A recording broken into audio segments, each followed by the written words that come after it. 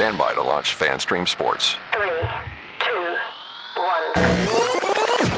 Let's start. Hello, sports fans. Welcome to FanStream Sports. Nothing but pure sports. This is the JP Show. JP, it is so good to hear you back on the air. Stand by. Now, here's JP.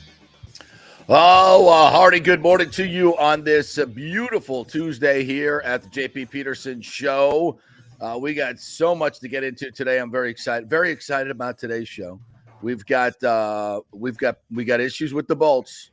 We have got issues with your Tampa Bay Lightning that we need to discuss. Hard conversations to have, but we need to have them. You know, it's all good families. Sometimes there has to be a little bit of shakeup. And that time may be coming for your Tampa Bay Lightning. Bucks free agency is upon us. Scott Reynolds going to join us at 10:30 from the Pewter Report. TJ Reeves will also join us to talk some Bucks free agency. What's going on with Mike Evans? Starting to get a queasy feeling on that as well. And we also have some Rays stuff that we need to talk about. We talked a little bit about this yesterday, and Ken Hagan jumped on with us yesterday a little bit about the Rays' new ballpark. But I definitely have some thoughts on the uncomfortable feeling that Stu Sternberg is having. I guess good morning to you, Tim Ham, by the way, from our Dallas affiliate with your broken nose. We're going to get to that story here in just a moment as well. Oh, my God. Good morning. But, rant on the way for my friend Stu Sternberg. How are you?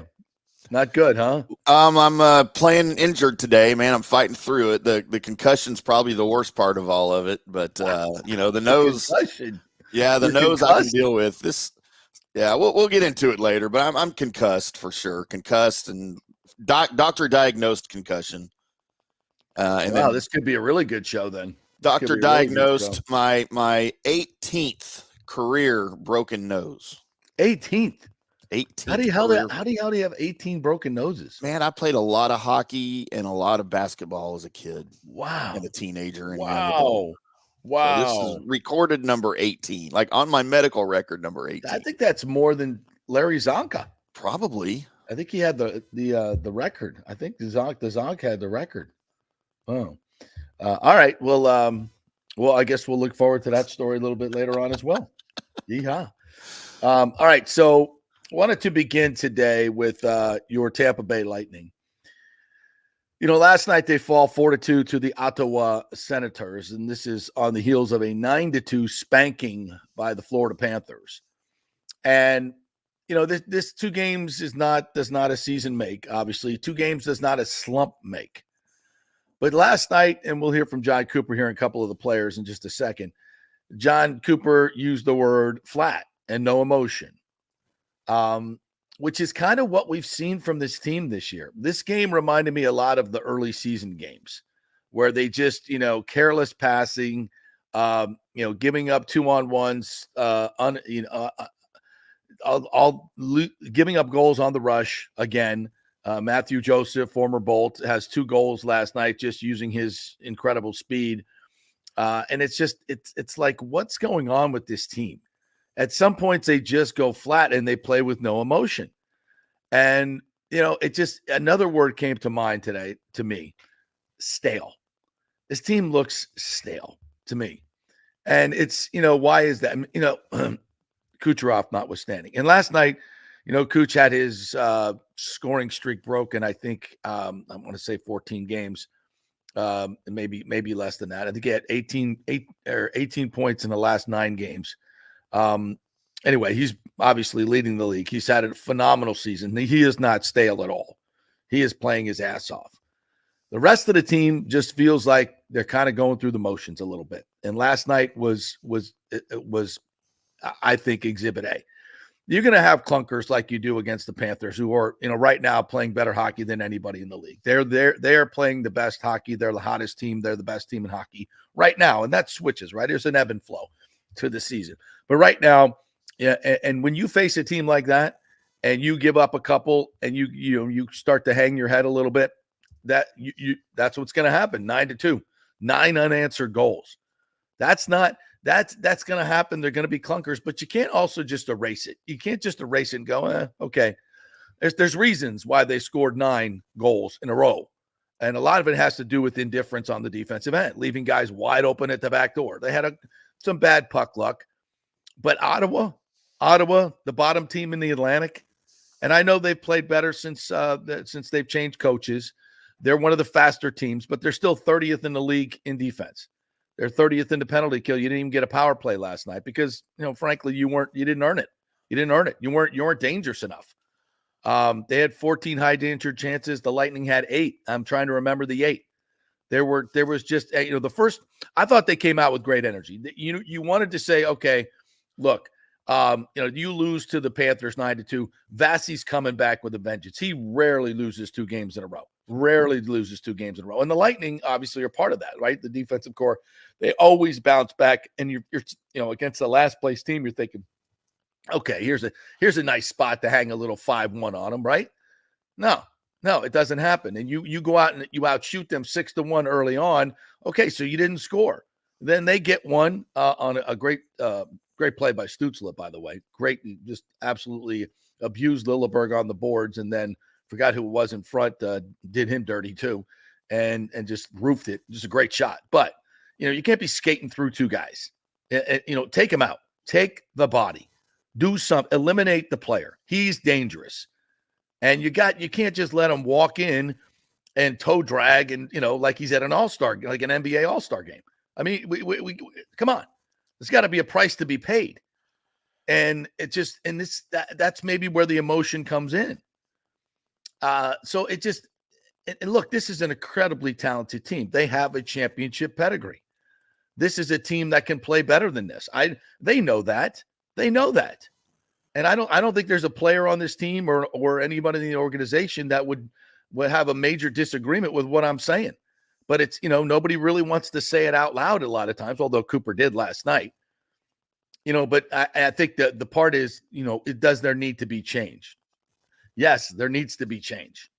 And right now, there's an opportunity for Brisebois to do that. He's got $8.6 million in cap room. And I would be absolutely shocked, floored, dismayed if he doesn't do something in a major way. I think there's a major change coming to this team. I don't mean trading Stamkos. I don't mean, Kucherov's not going anywhere. I don't mean change, but I think there's going to be an addition or 2 that's going to raise some eyebrows. And there may be some subtractions that raise those same eyebrows. I don't think it's going to be the major, the Hall of Fame guys. It's not going to be those guys. But there could be some guys moved that maybe you're not expecting, because this team needs fire. It needs emotion. There's nobody, I don't see anybody in that room that is, a crap starter, like a Pat Maroon, like a Corey Perry. These are the guys that were, when they're flat, these are the guys that stir the pot. And I'm not saying that they needed to hang on to them, but if you're going to get rid of them, you kind of need to bring somebody in that's going to add that fire. And I think I would be shocked if Brisebois is not looking. So when he's looking for players, I think that has to be a very, very important part of the list of characteristics on that player, if not at the top of the list, because they're just stale. I don't know if you watched any of the game last night, Tim, but no, I did. And the question I had for you, JP, and I didn't watch other than last night because I knew we'd be talking about it today. Is there a specific line or 2 lines that are underperforming during this little stretch that we're talking about? Does there just need to be a line shakeup, moving some guys around, pairing some other guys with some other guys rather than a complete roster shakeup? I think Coop's tried all that. He moves them around pretty good. I think he's tried every different combination he can. I mean, the bottom 6 is not producing like we need them to produce. There's no question about that. I think Kucherov has 35 more points than the next guy. Wow. I mean, it's very lopsided. And when Kuch, last night he had 5 shots, 2 missed the net, 3 were blocked. So no shots on goal, which is shocking, especially this year. And when he doesn't do something, you score 2 goals and you look flat. You can't, it's one of those things, there are certain players in the league. You see this sometimes in college basketball, but you see it sometimes in basketball and hockey, that are so dominant that the other players are kind of just, you get so used to Cooch making plays, you just sit around waiting for him to make a play. Come on, guys. You're getting paid too. Let's go. Just watch a Dallas Mavericks basketball game sometime. Exactly. It looks like everybody's staring at Luka waiting for him to do something. Yeah, exactly. It's like, come on, guys. You can play too. You got ice time. Make a move. Do something. Let's go. Let's go. They're all wearing skates. Yeah. I mean, okay, 86 isn't out there right now. Maybe somebody needs to do something. Even when he's out there, okay, let's go. You guys can do something too. Yeah. So I think maybe there's a little bit of that going on. So it just seems stale for me right now. And I think, I don't think Brisebois can come to any other conclusion that there needs to be an infusion of some personality, some pop, some character, not that and it's a great high character team. Don't get me wrong. It's not what I'm saying. I'm just, a guy that has, the gravitas that can come in, an Andrechuk, a Savard, these type of additions that come in, Corey Perry and Pat Maroon, when they were added to the group, these guys come in and they stir the pot. They will, they'll fire it up. And I don't really see a lot of that right now. So listen, this team is supremely talented. Are they in a lull? I think, this 2-game lull is kind of symptomatic of what we've seen. That, obviously they went on a run before the break and they ripped off 3 in a row. This is a very talented team, but it's just consistency. Playing with that emotion and that just desperation every single night. You're still the Tampa Bay Lightning. You're going to get everybody's best. Everybody's coming for you. They're used to that. That's nothing new. But, they've in the past, they've always met it with that requisite intensity that they need to continue to play at an elite level. And I think this season that's been missing a little bit. So I'll be very interested to see what Brisebois does with this group, with the opening that they have now. And his MO is not to tiptoe through the trade deadline. Now, he doesn't have the first-round pick ammunition that he used to have, but he's got players. He's got some prospects that they brought up this year, some defensemen that I think other teams would covet. So we'll see. But I think there's going to be we're going to hit the Twitter machine, or something's going to come in my email and it's going to be big. So nice. We'll see. So let's kind of get back to last night and let's hit the post game. We've got 3 interviews here. Mitchell Chafee, who scored last night, was a bright spot. Young player, got his second goal last night, starting to make his presence felt a little bit. And Victor Hedman, and then we'll hear from Coop as well. So the Panthers, you guys had talked about the response. Does that make this loss even more disappointing? Yeah, I think so. I think we started how we wanted to, and then we had a little slump in the middle. I think it cost us a little bit. I thought we got back to it later in the game, but in this league, even you take a little bit of time off, and they're going to score a few goals. So, John Cooper talked about the speed of this team. Did you notice it out there? Yeah, we talked about it, that they're going to transition very well, and that's exactly what they did. You mentioned to me about puck management. Was that just need to be better in this game? Yeah, I thought, they transitioned very well, so it just proves that you need to be placing pucks behind them and making their D turn. And I thought we did better later in the game, but I thought there were spurts in the game where we needed to get back to that. So you get your goal to make it 3-1. Did you like the response, or did you need a better response after getting back to within 2? Yeah, I thought our team was responding really well later in the second. I thought that we were doing what we wanted to do, and I thought later in the game even, I thought throughout the third and stuff, we definitely had our chances, and it's just capitalizing on those. So you got a lot of ice time in this game. Where's your game at, here in a couple of weeks, past couple of weeks? I feel like it's trending upward. I think this coaching staff has a lot of trust in me, and I think I've kind of built that, and I'm just going to keep trying to play my game and take advantage of the ice time that he's giving me. Back-to-back days with potential practices for your team. Do you think that that's good, or are you looking to get back out there and play again? Yeah, I think obviously after these 2 losses, you're looking back to getting back in the win column immediately, but I think we're going to take these 2 days and really bear down and focus and bring our next game. Victor, relatively strong starts in this game and the last game, but you guys couldn't sustain it. Why? Yeah, like I said, we had a good start, had a lot of good looks. Then to score the first one, we deflated a little bit, and we tried, but we Second period, 25 shot attempts, only 8 hit the net, so that's a big issue, obviously, and give up 4 goals and 4 goals off the rush. So, back to work tomorrow and figure it out. Victor, you say you guys deflated a little bit. That happened a lot early in the season, but it hadn't been there lately. Is there any reason why it's kind of crept back in here? I don't know.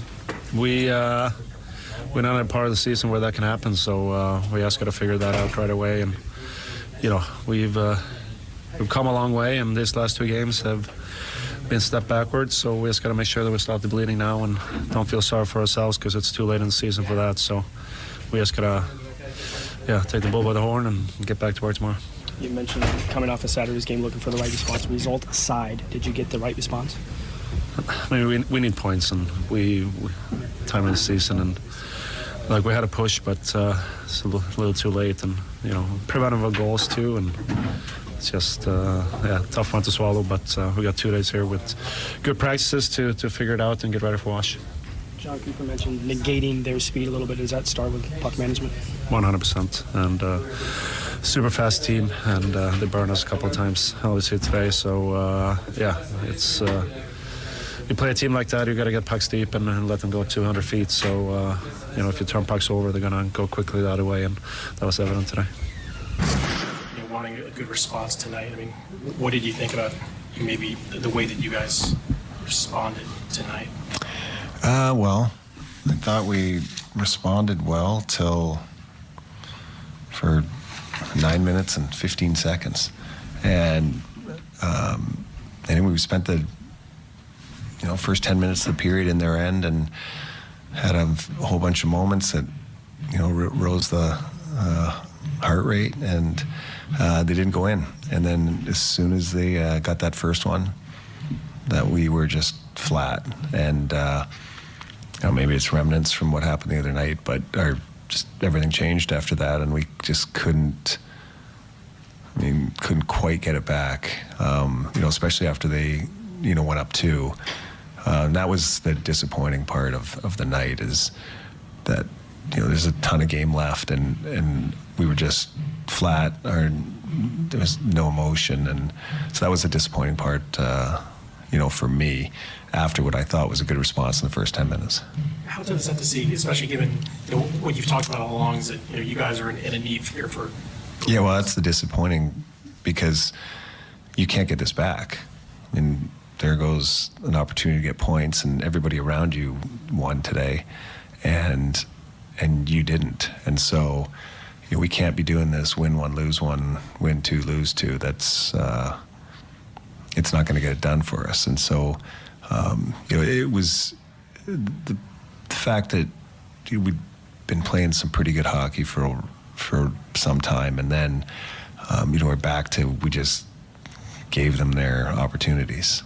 And if you're going to give the 2-on-1s, or you're going to turn the puck over and do those things that we did, these good fast teams are going to get you, and they got us tonight. So a lot of that was on us. There's you heard it from all 3 of them. I thought Hedman's comments were very interesting. It's like, ask about the response after a 9-2 loss. He's like, we need to get points. So, it doesn't matter how you come out. It doesn't matter, whether you push back. It matters whether you get 2 points against the last place team in the Atlantic. You can't let these things slip away, because we all know when it comes down to the last few games, this is going to be a nail biter. Right now, they're in the wild card, the last wild card. They're 1 point up on Detroit. They're 3 behind Toronto. Every one of these games is huge. Now, do they have the advantage of an easier schedule down the stretch? They do. But still, you got to go out. This is one of those games where you're supposed to win. You're at home. You're coming off 9-2. Where are you? Get it done. You're not an ascending team. You're a team that should be playing its best hockey right now, and you're not. They even sounded flat in the interviews. Right, it's just like that's almost like a mindset going around the locker room. Even Cooper sounded kind of like defeated. And he kind of sounds like that all the time. But. Yeah. It just, I keep coming back to that word, Tim. Stale. It just feels like it needs a little some juice. These guys need some juice. And, when you've won as much as they have, this is natural. This is human nature. So, and I don't think there's anybody in the league that's better than John Cooper at sensing these things and making something happen, whether it's the changing of lines, but I'm sure he and Brisebois are cooking up something. And I think they understand exactly where they're at. Here's the thing. When you've won as much as they have, when you've won 2 cups and you've been to all these finals, you know what the recipe is. You're tasting that thing and you're going, something's missing. I know what this is supposed to taste like. Something's missing. Somebody go get a bunch of Corey Perry and pour this crap in here, or whoever it's going to be. We need something that's going to make this stuff pop, and it's not popping right now. It's not, and and you've got a lot of good ingredients in that pot, man. You got a lot of good stuff. But I don't know if you're a cook, Tim. I think you are, and I am as well. Yeah. And I don't cook by recipe. I cook by taste. I'm constantly tasting that thing. And these guys know what it tastes supposed to taste like. Yeah. And right now it's stale. It needs some pop. And to make all the rest of those ingredients work, you got to have that little secret ingredient, whatever's missing, you get that brings it all together, that makes it go boom. And right now, there's no boom. There's no boom. It looks bad, man. It looks bad on the ice. Last night I was watching it again. I don't watch a ton of Rays hockey unless they're playing the Stars or Lightning hockey. We'll get to the Rays in a you know what? I made that mistake on my show the other day. You're concussed, bro. You're concussed. What? I have no excuse for making those mistakes. You're of Lightning hockey. Yeah, unless they're playing the Stars or the Habs. I'm not watching it, but it just, man, watching last night, this reminds me of a really bad Stars team that I used to watch. Yeah. Yeah. Well, a couple comments here before we move on to some of the Rays stuff I wanted to get to in the first part. James says, JP, sure, Bolts have had their moments, but for the most part, they've been underperforming all year. Without something from GM, if they make the playoffs, it will be an early exit again. I would agree with that. The excuse last year was the Lightning were tired from all the playoff runs. Now this, but when you lose the quality of players and don't replace them adequately, this is what you end up with. And as he mentions here, it's the cap. Unfortunately, the NFL cap always goes up. The NHL cap does not, because TV deals are not that lucrative. You end up developing the talent and eventually losing most of them. Yep, that's the cycle in the NHL. And that's why when you have such a sustained run that the Lightning have had, it's unusual. It is unusual, and it's very hard to do in this league. The turnover of champions, you go from 7th, 8th place to Stanley Cup champions in a heartbeat. We saw St. Louis do it. We saw Florida do it, for God's sakes. Florida, didn't make the playoffs, for God's sakes. They needed a miracle on the last day, and they damn near won the cup. And you get first-year expansion teams that compete. Yes. Look at Vegas and Seattle. I mean, come on. Yeah. Yeah, so it's it's interesting. And there's a long way to go in this season. So I'm kind of jazzed about it, to be honest with you. I think there's going to be some major changes, and then we'll see what they, Coop put it all together and see them make a run. I think, get your popcorn ready, because I think something fun's going to happen. All right, I got to get to. I talked a little bit about this yesterday, Timmy, but I'm going to hit it a little bit more because I'm in studio today. Stu Sternberg this past weekend was on FanFest and was on with J and Z on WDAE, the home of the Rays. I say that because, I understand what happens to you on that station if you criticize Stu Sternberg. You start your own podcast. Oh, is it one of those? Oh, no. Well, you don't get ratings bonus checks and get fired unless, somebody somebody that with a lot of power says, I really don't like that guy talking about me that way, talking the truth about how much money I'm making and everything that's going on with the Rays. I mean, we're trying to put out this propaganda here, and here comes this dude, bringing up facts and all the truths. We can't have that around here. All right. Yeah. You're our media partner. We can't have anybody on that station literally telling everybody that we are actually making tons of money. So yeah, bye-bye. Allegedly. So he tells them that the team payroll, which will perhaps surpass 90 million for the first time, is, quote, uncomfortable. And as a result, the team will, quote, be in the negative territory on the profit and loss page.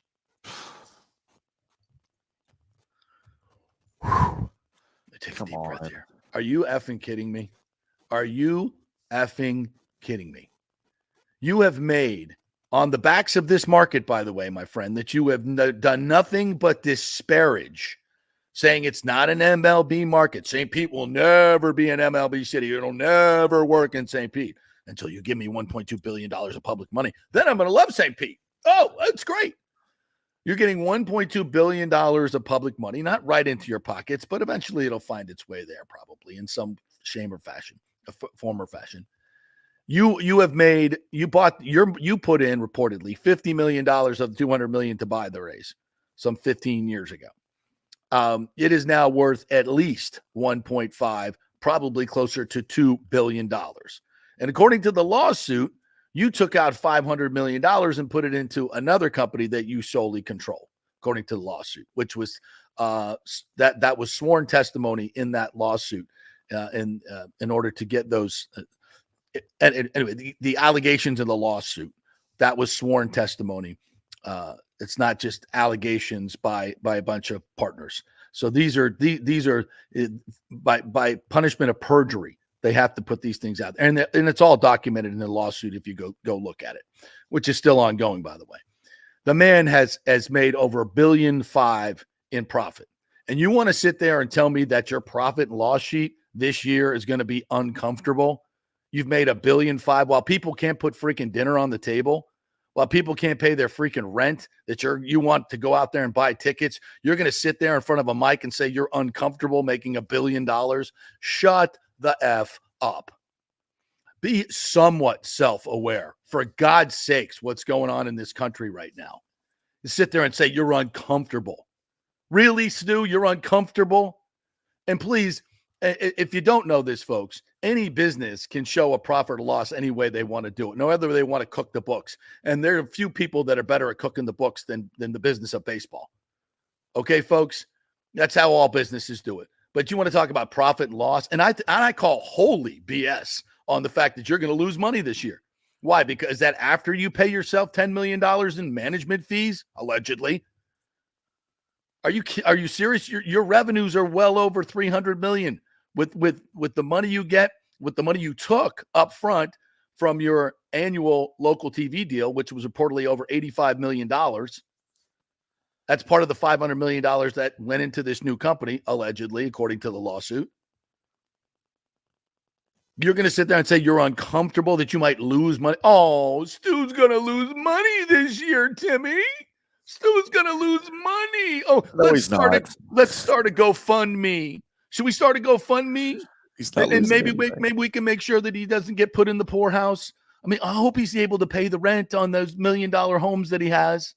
Where's he going to live? I don't know. I don't know. There's no affordable housing in St. Pete. No. Where's he going to go? I'm so sad for him. He would live in St. Pete. He's uncomfortable with a $90 million payroll. Good thing he doesn't own the Dodgers.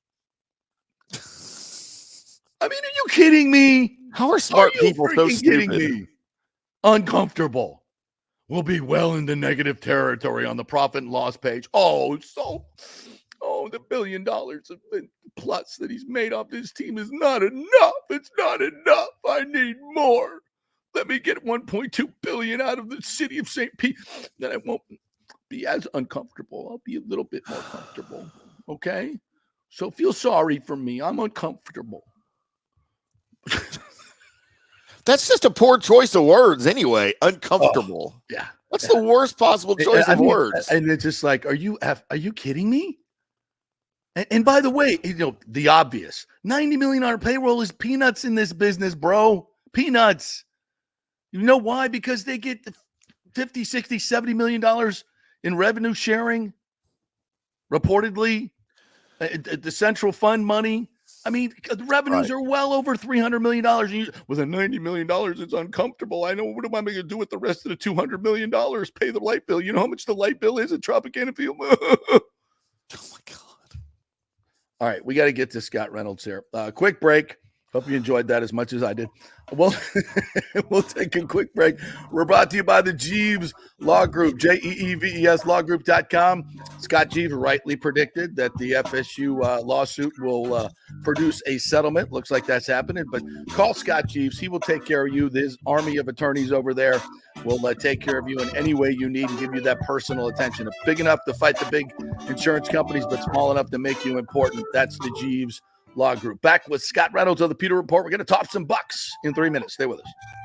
JP here for my friends at your local Synovus Bank, and I do mean friends, and I do mean local. One of the local managers in Tampa is John Acosta, big fan of the show, and I've known him for over 40 years. He's been in local banking since 1983. You talk about developing relationships. You don't stick around for that long unless you're doing things the right way and have a great reputation, and that's the focus company-wide at Synovus. Big enough to handle any complex international transaction, but small enough to answer the phone when you have an urgent question about your business or personal account. And for personal accounts, they have a very easy app that works great.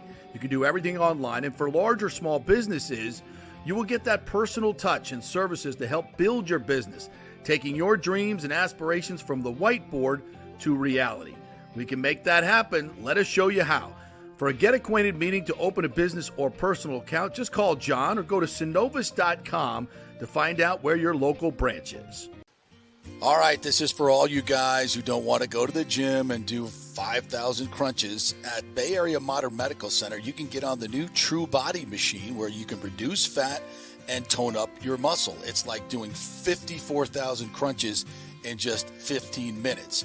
Define your body as you see fit. True Body offers personalized muscle stimulation that delivers the equivalent of those 54,000 crunches in just 15 minutes. Just get in touch with them at Bay Area Modern Medical Center, BAMMC.com. Chris Lugo and the team over there will set you up on True Body and get amazing results. Non-invasive with comfortable and little to no pain and zero downtime. You can isolate and target those areas that you want to improve and treat multiple areas simultaneously. It's an amazing machine, so check it out at Bay Area Modern Medical Center, BAMMC.com. JP here for the Geddes Gordon Real Estate Group and our good friend Jane Geddes. Folks, simply put, there is nobody like Jane. Jane is a former LPGA two-time major championship winner. She was also vice president of talent relations at WWE. She also has a law degree from Stetson, so if Jane can drain a 10-footer to win the U.S. Open and stare down Hulk Hogan in the boardroom, you want Jane on your real estate team to not only negotiate the best deal, but find you the perfect home or investment property. And when you work with the Geddes Gordon Group, you become part of the real estate family and get concierge services that include expertly staging, marketing, and preparing your home for sale. Advice on golf properties. Hey, you might even get some golf tips. Many of their clients become friends long after the sale or purchase is completed. It's all part of the deal. So if you're looking for that perfect home or investment property or trying to get top dollar for your home, go with Jane Geddes and the Geddes Gordon Group because there's nobody like Jane. Call 813-485-6808 or go to GeddesGordon.kw.com. That's GEDDES Gordon.kw.com or call 813-485-6808. Let's go. Right now. Back to the show on FanStream Sports. All right, welcome back to the JP Peterson Show, brought to you by Bay Area Modern Medical Center, BAMMC.com.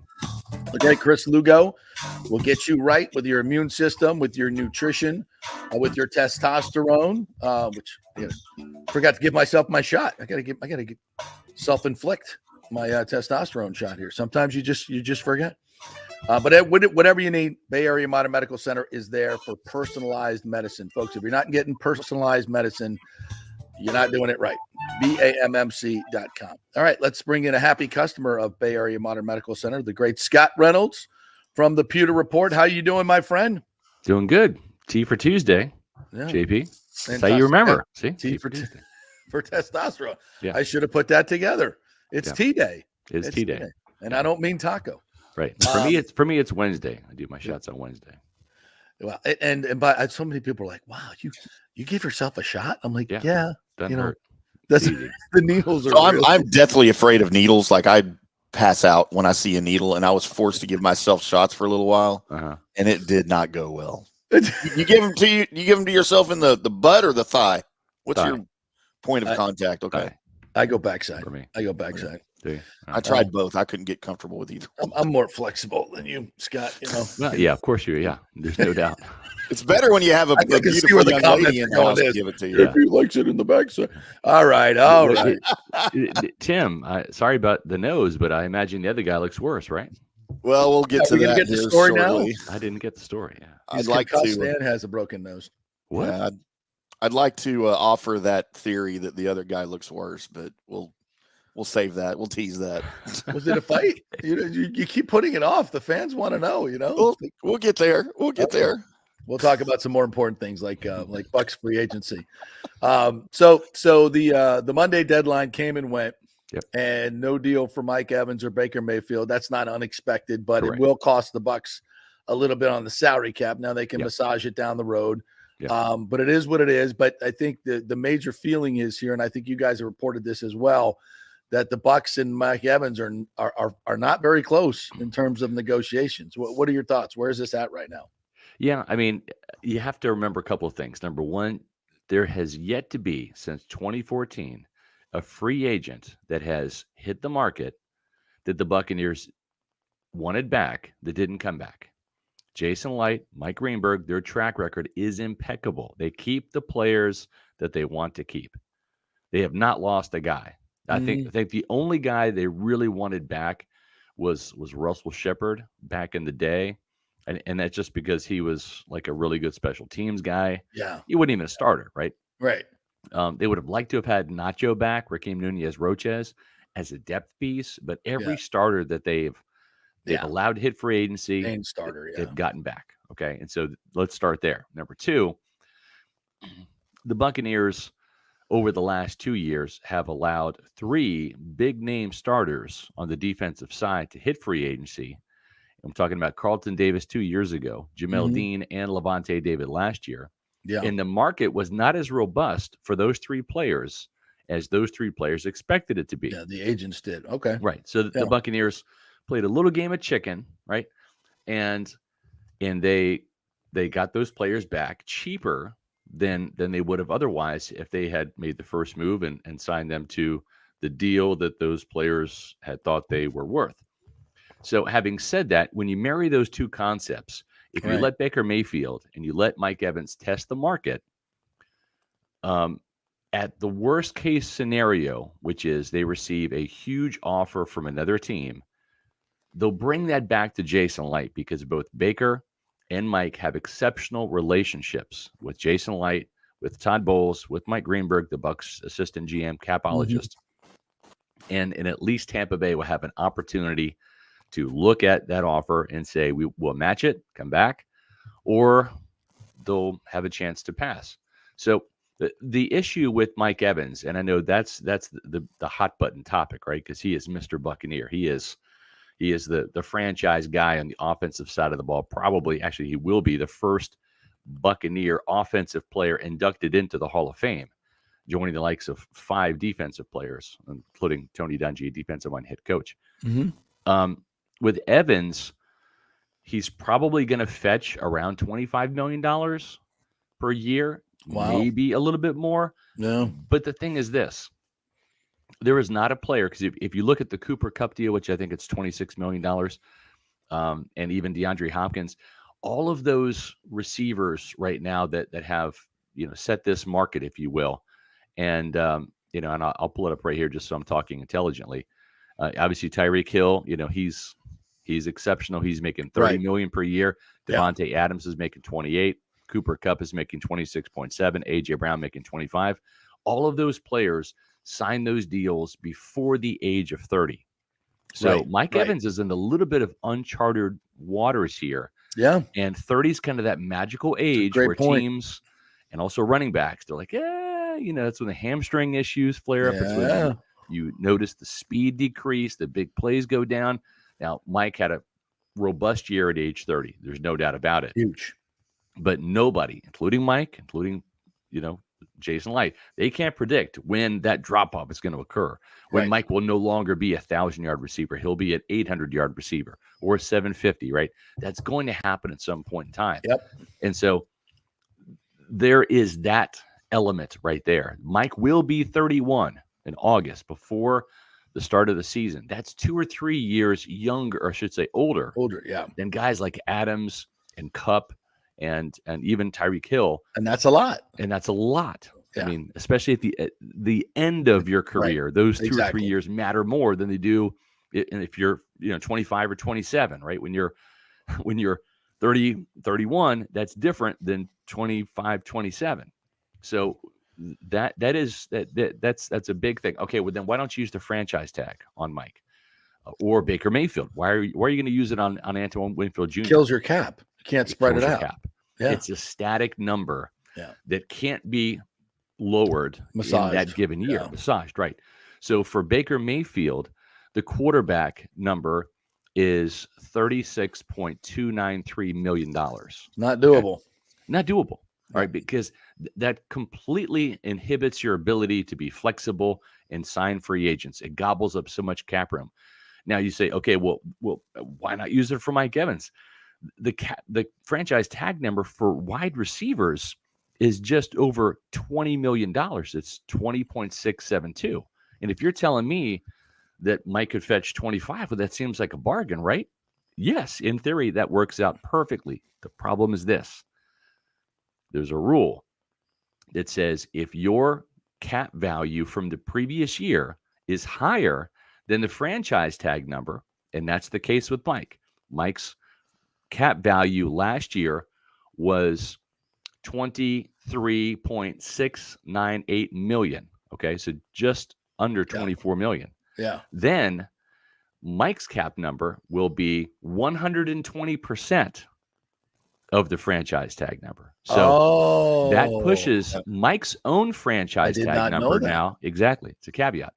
So that pushes Mike Evans' franchise tag number to $28.4 million. That's a huge difference between 20.6 and 28.4.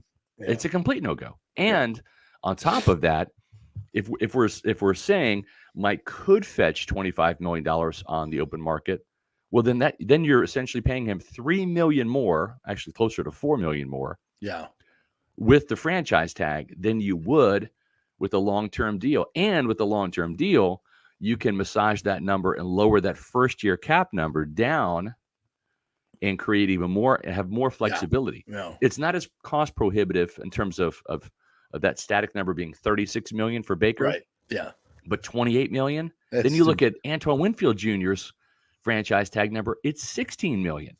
So that's why Winfield's getting the franchise tag, is because his franchise tag number is $16 million. It's the lowest of the bunch. Exactly. $12 million less than Evans and $20 million less than Mayfield. Yeah.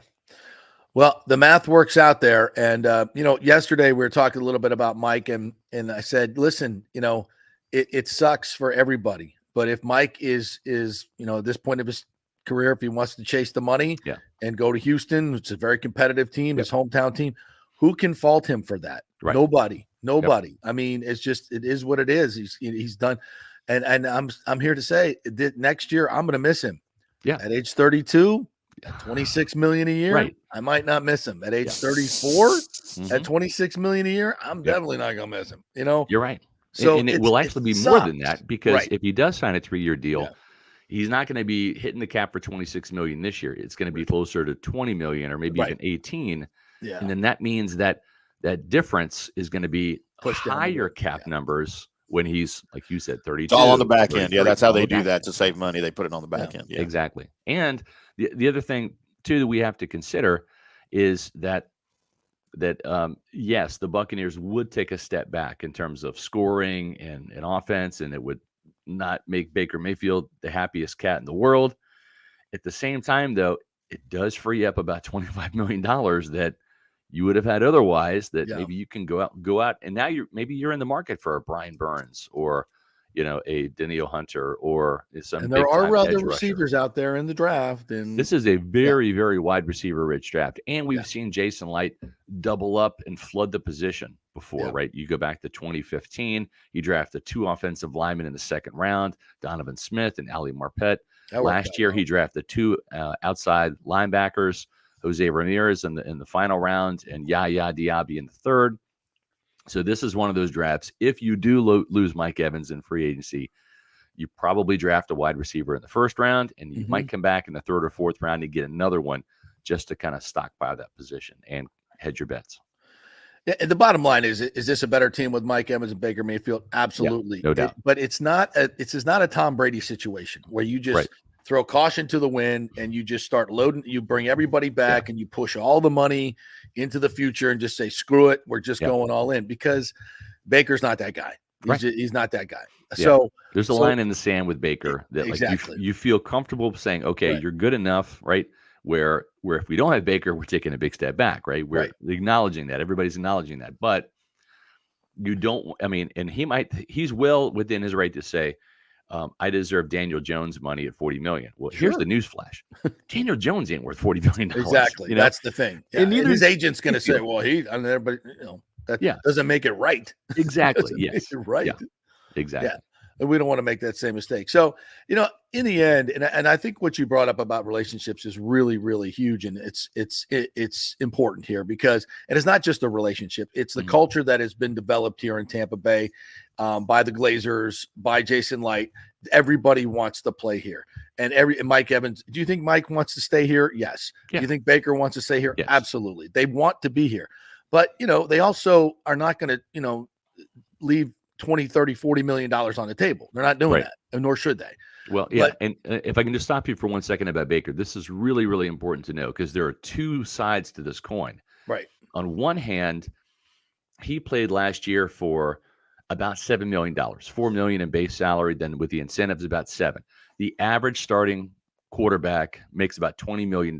So in Baker's mind, he's got to kind of recover that $13 million. Like your window, your earnings window is only open for so long when you enter the league and then when you leave, right?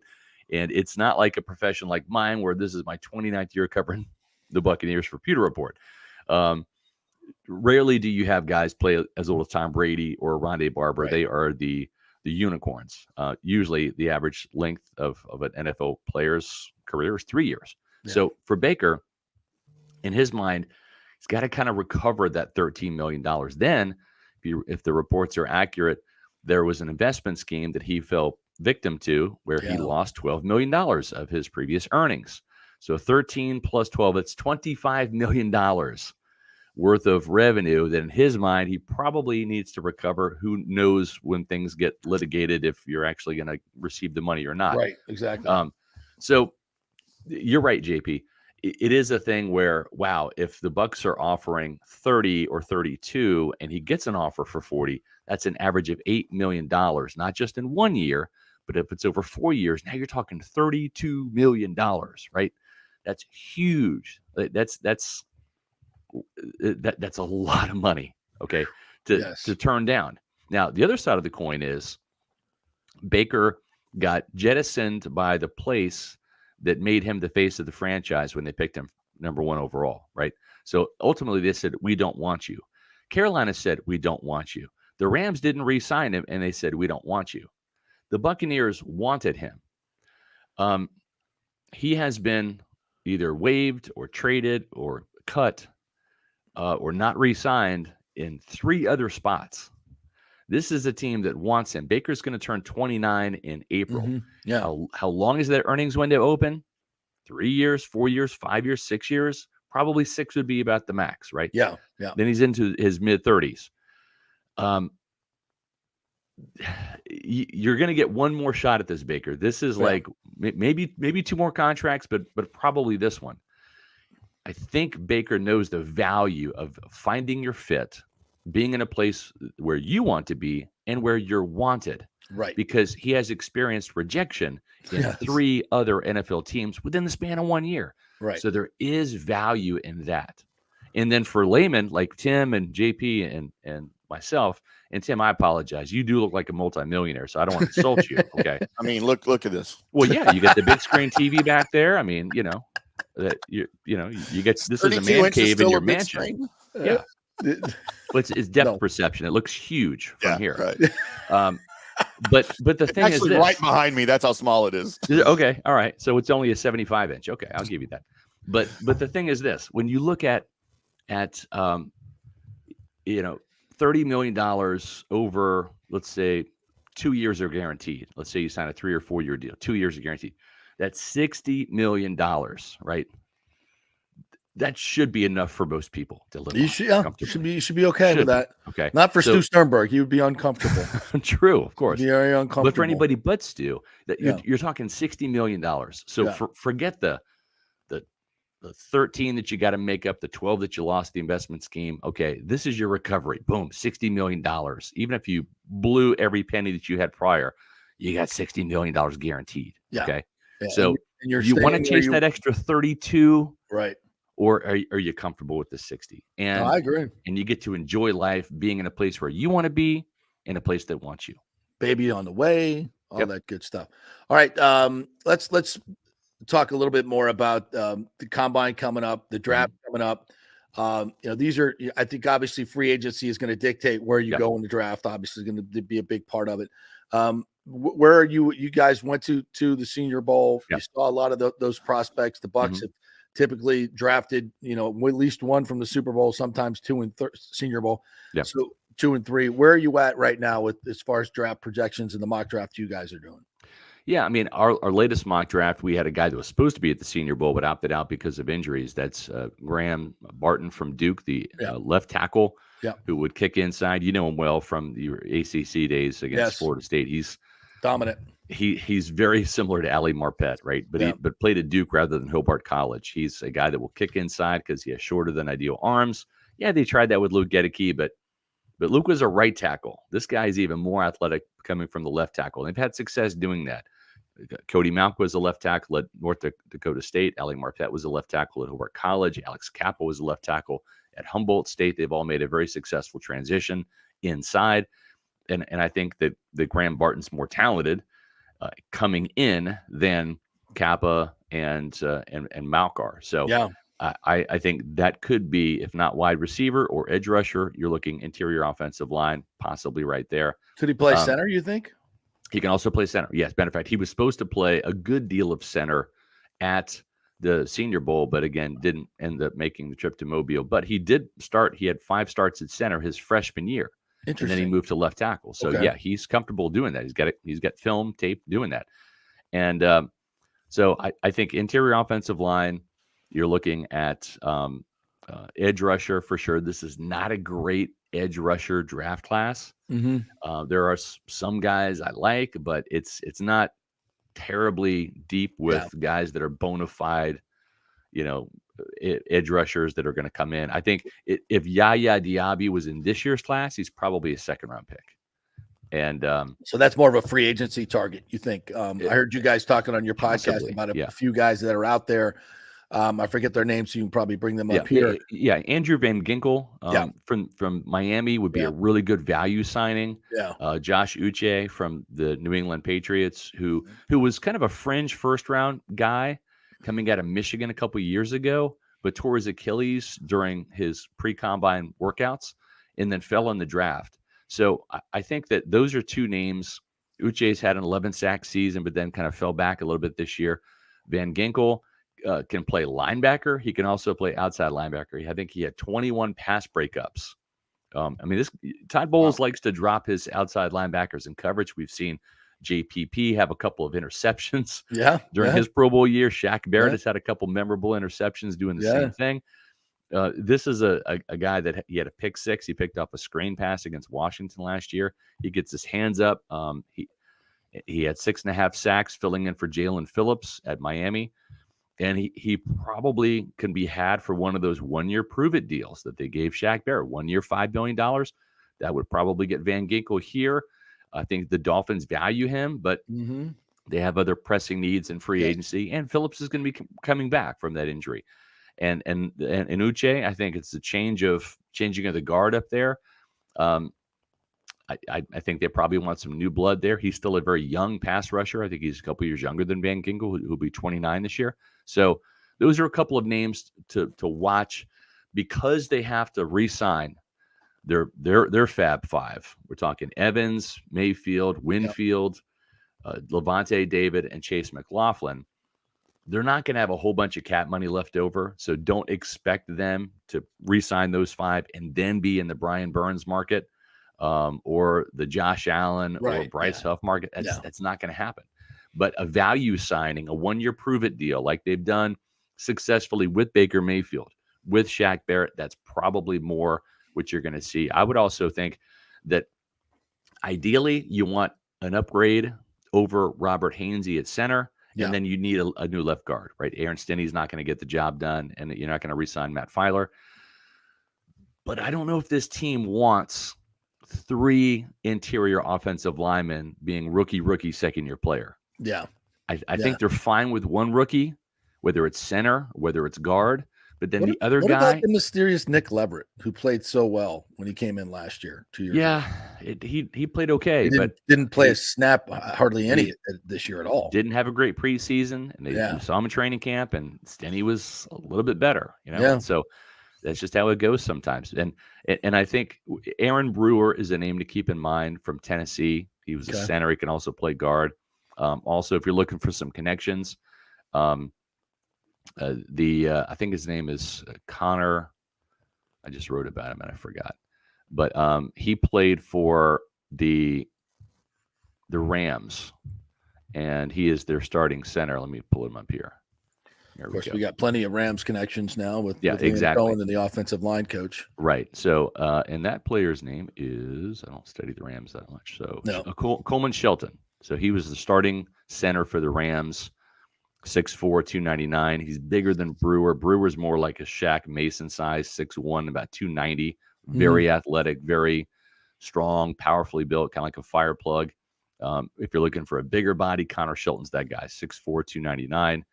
And he's got the familiarity in the Liam Cohen system, having played with the Rams. And he can also play guard as well. So either one of those guys, Brewer or Connor, you can get a guy, or not Connor, Coleman Shelton or Brewer. Either one of those guys can play center or can play guard. So maybe you sign one of those players, and then you see in the draft, oh, let's go grab a center, or oh, let's go grab a guard, and then whatever free agent you signed, you move him accordingly to wherever the rookie will play opposite.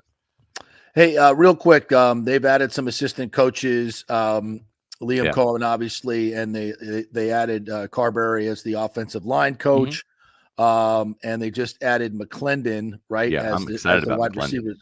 Yeah, tell me a little bit about him. I heard you guys talking that some people have talked about him as a really, kind of upbeat guy, maybe charismatic, maybe a future head coach in this league. It's got his father played famously at Georgia, I believe it was Willie McClendon. Yeah. So tell me about him. He was kind of like the big dog at Georgia, pun intended, setting some Georgia records until Herschel Walker came along. Yeah, he was obliterating him. Yeah, but yeah, Brian McClendon reminds me a little bit of like a PJ Fleck. I was going to mention that name. Yeah, Mike Tomlin, where he's young, he's just turned 40. Big-time recruiter for Georgia, wide receivers coach.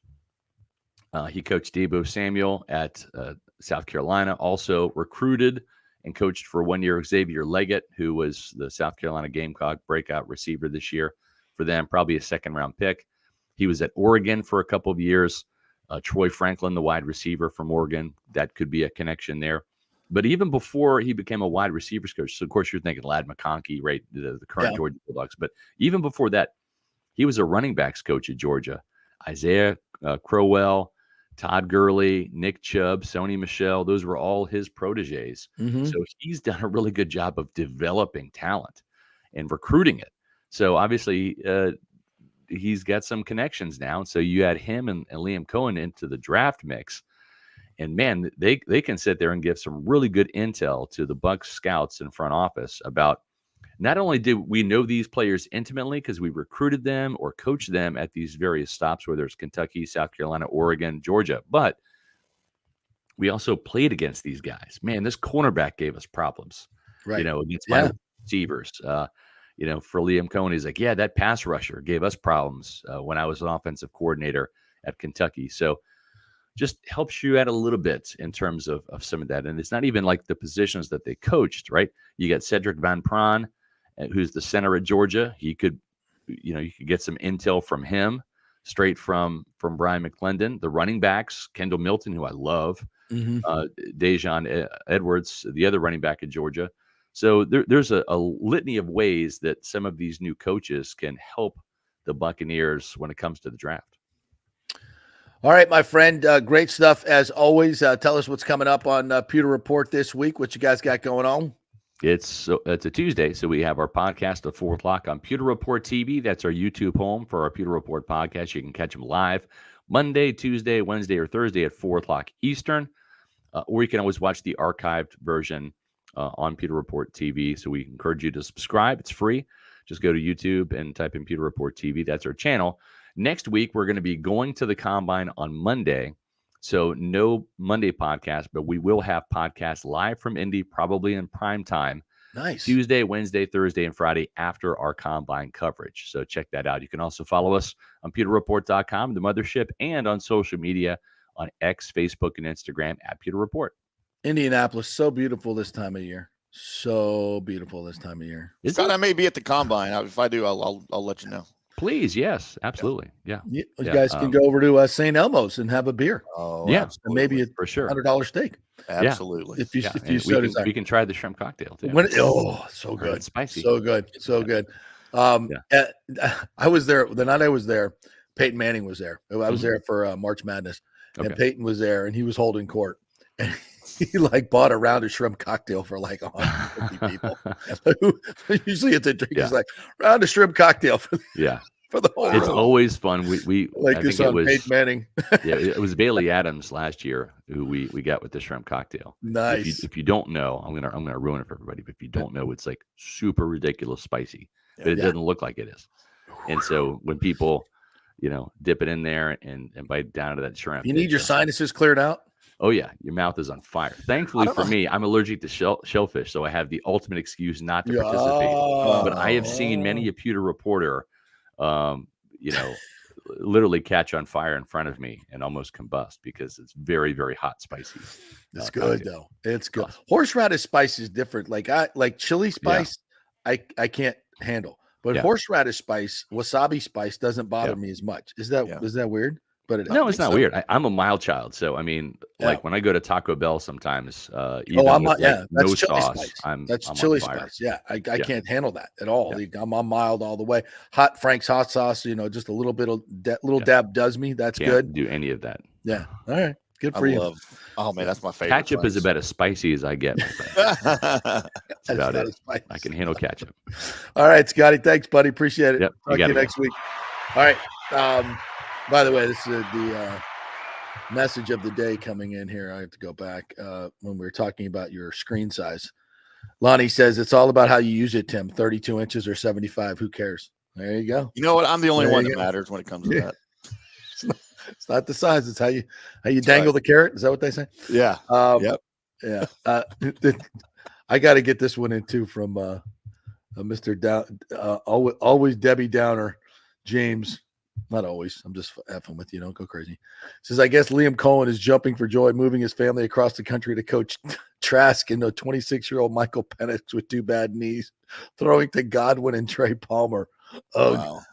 Yeah. If they don't sign Baker and Evans, where are we at, kids? Where are we at? The rebuild commences for sure, no doubt. It's. I know you don't even want to think about that, and I don't think it comes to that. I think. As Scott mentioned, these relationships they built are important. The culture they built here in Tampa, people want to play here. They want to stay here. And that's part of it. And that's why these guys will, if they do hit the open market, don't lose your mind because there's news on Justin Fields, which takes away leverage from Baker Mayfield. So we'll take a break. We'll come back on the other side. We'll give you that news. And I have another tidbit on the Rays. Eric Neander was on Sirius XM, and I was listening to him. He said something really, really interesting vis-a-vis Stu Sternberg. So we'll give you that as well when we come back. We're brought to you by Italiano Insurance. Get that insurance checkup, folks. It can save you literally thousands of dollars on your business insurance, on your homeowner's insurance, on your auto insurance, any insurance product you have. Italiano will manage it for you. They'll get you the lowest prices, and whatever issues you have, they've helped me out so many different times on issues I've had with my auto insurance, and they deal with it. You don't. That's the beauty of it, folks. You got more things to do in your day than waiting on hold for 55 minutes, right? Don't do it. Let Italiano Insurance handle it. That's what they do. Great customer service. 813-877-7799. Tell them JP sent you. Back in 3. Stay with us. This is The Strike. 102.5 WHPT, HD2 Sarasota, Tampa, St. Pete. JP here for the Jeeves Law Group, Jeeves. Call for a free case evaluation, 888-9-JEEVES. That's 888-9-JEEVES. We're local, we're trusted. The law firm brings over 80 years of combined legal experience focusing on clients in Tampa Bay, the state of Florida, and national class action cases. If you're injured, get that free case evaluation, no cost to you.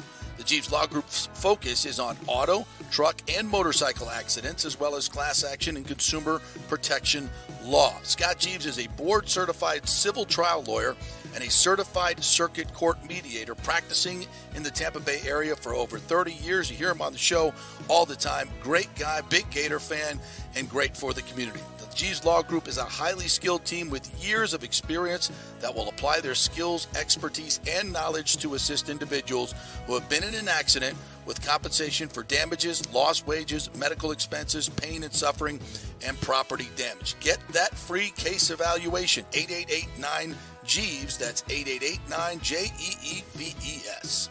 JP here for my good friends at Italiano Insurance, and they did it again. Once again, Italiano Insurance stepping up with the best customer service. I was in a bind. My old insurance company, my auto insurance, jacked up my rates, so I called Charity at Italiano Insurance, and she stayed till 9:30 at night until she got my insurance done. And guess what? She searched all these companies for me. I didn't do the work. She did. Saved me $1,000 on my annual premium. $1,000, folks. That's real money. And that's what you get at Italiano Insurance. Great customer service. And here's another note for you, by the way, with hurricane season up. 40% of people in Florida are underinsured. That means if you have something happen during a hurricane and you need replacement costs, you're going to get 40% less than you deserve. Can't let that happen. Call the folks at Italiano Insurance and get them to help you out in both those regards. They will save you money and keep you insured properly. That's 813-877-7799. Great folks in the community, been doing it for over 60 years. Italiano Insurance, 813-877-7799. Start the new year with a new diamond from the Gold and Diamond Source. It's still engagement season. Where better to get that special ring than the Gold and Diamond Source? Of course, I just got mine there. I'm engaged. You should do the same thing. Let's go. Gold and Diamond Source has the largest selection of engagement rings in the country. A literal jewelry superstore with 30 times the inventory of any normal jeweler. And if you have a loved one or a special person in your life who has a birthday this month, maybe you have an anniversary coming up, you can get 15% off the January birthstone, which is garnet, as in garnet and gold for all your Seminoles. Celebrate that mythical national championship. And it's the Gold and Diamond Source's 40th anniversary. For the past 40 years, they have taken pride in offering only natural diamonds formed over billions of years from the Earth's incredible forces. And gold prices are at an all-time high. Now's your chance to turn your jewelry box into a cash machine. It's the perfect time to trade in your broken or unworn pieces for something new and stunning. It's the Gold and Diamond Source, 3800 Omerton Road, always online at thegoldendiamondsource.com. Let's go. Right now. Back to the show on FanStream Sports. All right, welcome back to the JP Peterson Show here for our second hour. TJ Reeves going to join us around 11:40, 11:45. We'll talk some more Buccaneers, and he sat right next to me for the USF game the other day on Sunday, the big win over FAU. Did you watch any of that, IndyCar, Tim? I absolutely did, yeah. Being on, national TV, yeah, I was able to do that. So it was how did it look? Looked like a great atmosphere? Looked really good, man. That, you guys were sort of touting that arena and the atmosphere inside the arena last week when we were talking about the game. And, I mean, it just looked like a fun place to be. You know, a really good. That's what college basketball is about, man. That's why I love college basketball. Yes, and it's been a while since I've been to a game, and I'm definitely going to go back. I love the atmosphere. It's just, and that team is good, fun to watch. You don't like going to college or any sporting event when the teams just aren't good. Yeah. But college games are a little bit better, just a little bit more. It's a fun atmosphere to be in. But man, when you got two teams like that, and both of those teams are tournament teams, like there's no question. Dusty May was asked that, and he's like, "Yeah, these this is a tough team to play against on many levels." His team is no doubt. He's got 14 guys back from a Final Four team. Yeah, they're a tournament team. So whoever, they could probably meet in the title game in the AAC tournament title game, and whoever loses that game should be in the tournament. They should get at least two teams, if not three. That league is good this year. It really is. And just watching USF. They're good. They're a good basketball team, man. They've got all the ingredients to. I'm not saying they're winning the national championship. They're not a top 10 team, but FAU made it to the Final Four. Anything can happen. I think they're a little small up front. Other than that, if they had a big guy last year, Chua was an African name that I don't pronounce very well. Who's playing at Georgia now. He moved on to Georgia. He was a beast inside. If they could have held on to him, I think they could be a Final Four team because they got a little exposed by the big Russian kid at FAU. He's really, really good. That kid is very athletic. He's really, really good. I think he's got a future in the NBA. He can run the floor. He's got a lot of different low post moves, which you don't see anymore. He can shoot the ball from the free throw line. Good player, really good player. But the Bulls handled him okay. He got his, but in the moments when they needed to keep him off the scoreboard, they did. Yeah. Walker did a nice job on him for the most part down the stretch. So, they've got good perimeter shooting. They got guys that can isolate and go one-on-one late in the game. Selton Miguel he's legit. He is legit 6'8", 6'7", 230, 40 pounds. And when he takes it to the hole, he makes space. He's tough to guard. Chris Youngblood, who we had on the show on Friday, what a great young man. He had a good game. Yeah. He had a great game. And he's 23 points, 11 of 12 from the free throw line. It was 3 for 3 from beyond the arc and big threes, really timely threes. And he's so composed, such a composed player. When they were FAU was making their run, you saw no panic in this team, even though they cut it from 25-1. You saw no panic. You kind of felt like USF was still going to win the game, and that's rare for a team that's not been in this position. Now, some of these players have. Selton played in the Big 12 in some big games, and the Kennesaw State kids were in the tournament last year, so they played in some big time atmospheres, and so these and Kobe Knox is a heck of a young player. They've got some pieces on this team. I think they're going to make the tournament, and maybe they get to the Sweet 16. I don't think it's one of those teams. If you're if you're like the 6th team from the ACC to get in the tournament, you're like a 10-11 seed. You don't want to play USF. You want no part of that because they're going to play their ass off and they're going to play together, and they're going to be a tough out. So that was a fun atmosphere. It was, and I look forward to going back. They got. I'm gonna have to go get me a USF hat. I think start representing USF here in DFW. All right, we'll send you one. I got a bunch of them. I'll send you one for sure. That'd be great. Yeah, I love their colors, man. The colors are great. Yeah, the colors. Although they wore the off green this week, that neon green. Yeah. That is really sharp. Really sharp. It's kind of a different color, and it's very differentiating for them. I tell you what, if you're a recruit, if you're one of those guys that's in the transfer portal, because the thing that USF has been missing, I think, is an atmosphere. They've been missing, that home court atmosphere that these kids love to play in. When there's 2,000 or 3,000 fans in there, you're not getting any kids out of the portal to come, not any quality kids. Right. If you can continue to keep that atmosphere, and frankly, we ought to support it, locally here, just from a community. If you like basketball, you like college basketball, pro basketball, if you're a basketball fan, tickets are cheap. It's a very intimate environment. It's easy to get to, easy to park, easy to get in. Why not? why not support this program? Yeah, speaking of basketball, I'm kind of the uniform czar around here. Like I critique uniforms and logos and colors like that. Yeah. It's kind of what I'm known for around here. We had a really bad look here in DFW over the weekend as our hometown Southern Methodist University Mustangs. Oh yeah, they're coming to town Sunday. We're hosting Memphis. Okay, all right, big game.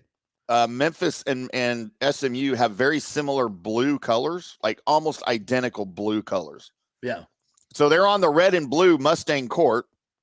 Memphis was wearing their all blue, but they had black numbers and black names against that super deep dark blue. From the wide angle TV shot, they just like they're wearing blank blue, like with nothing on them because you couldn't see the black. But then, and again, I'm a fan of one team wears white, another team wears their color. Right.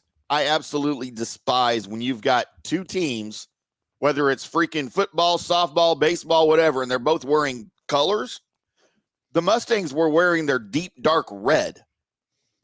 And then you had Memphis wearing those deep, dark blues. Yeah. And it was like not the color easy on rush the eyes. throw up. Yeah. It was not easy on the eyes. It was a bad – I don't know if that was planned. I know, okay, that's kind of a new thing. The NBA's done it here recently where both teams will wear their traditional colors rather than one team wearing white or a lighter color, whatever. I don't like it. I hate it. It's a bad look.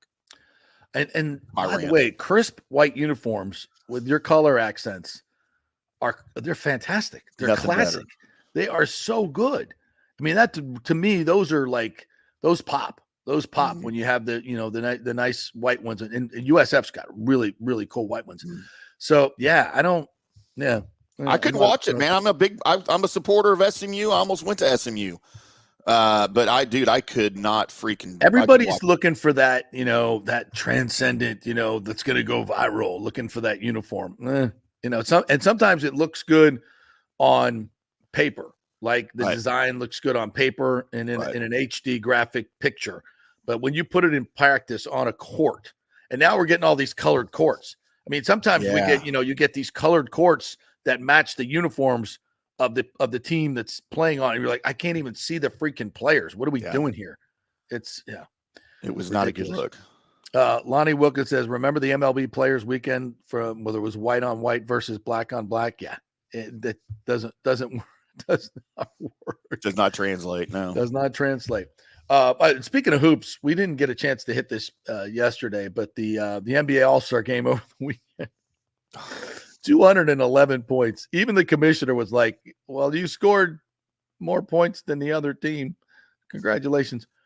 Can I just, and this is how bad it's gotten. This is how bad it's gotten, Tim. Like, think back 20 years, 30 years ago, and I know we're going to be the old men talking on radio here, but it's like, you didn't show up and not play. Like you had pride. When Magic Johnson, I remember going to the 91 All-Star game in Orlando when after Magic had come out in 92, I think it was 92. And this was, I'm thinking the last game he was going to play, and he hits that deep three. Remember that play? That was unbelievable. But those guys had pride, and they would play against. They took pride in the East versus West, and they would play. Is it so hard?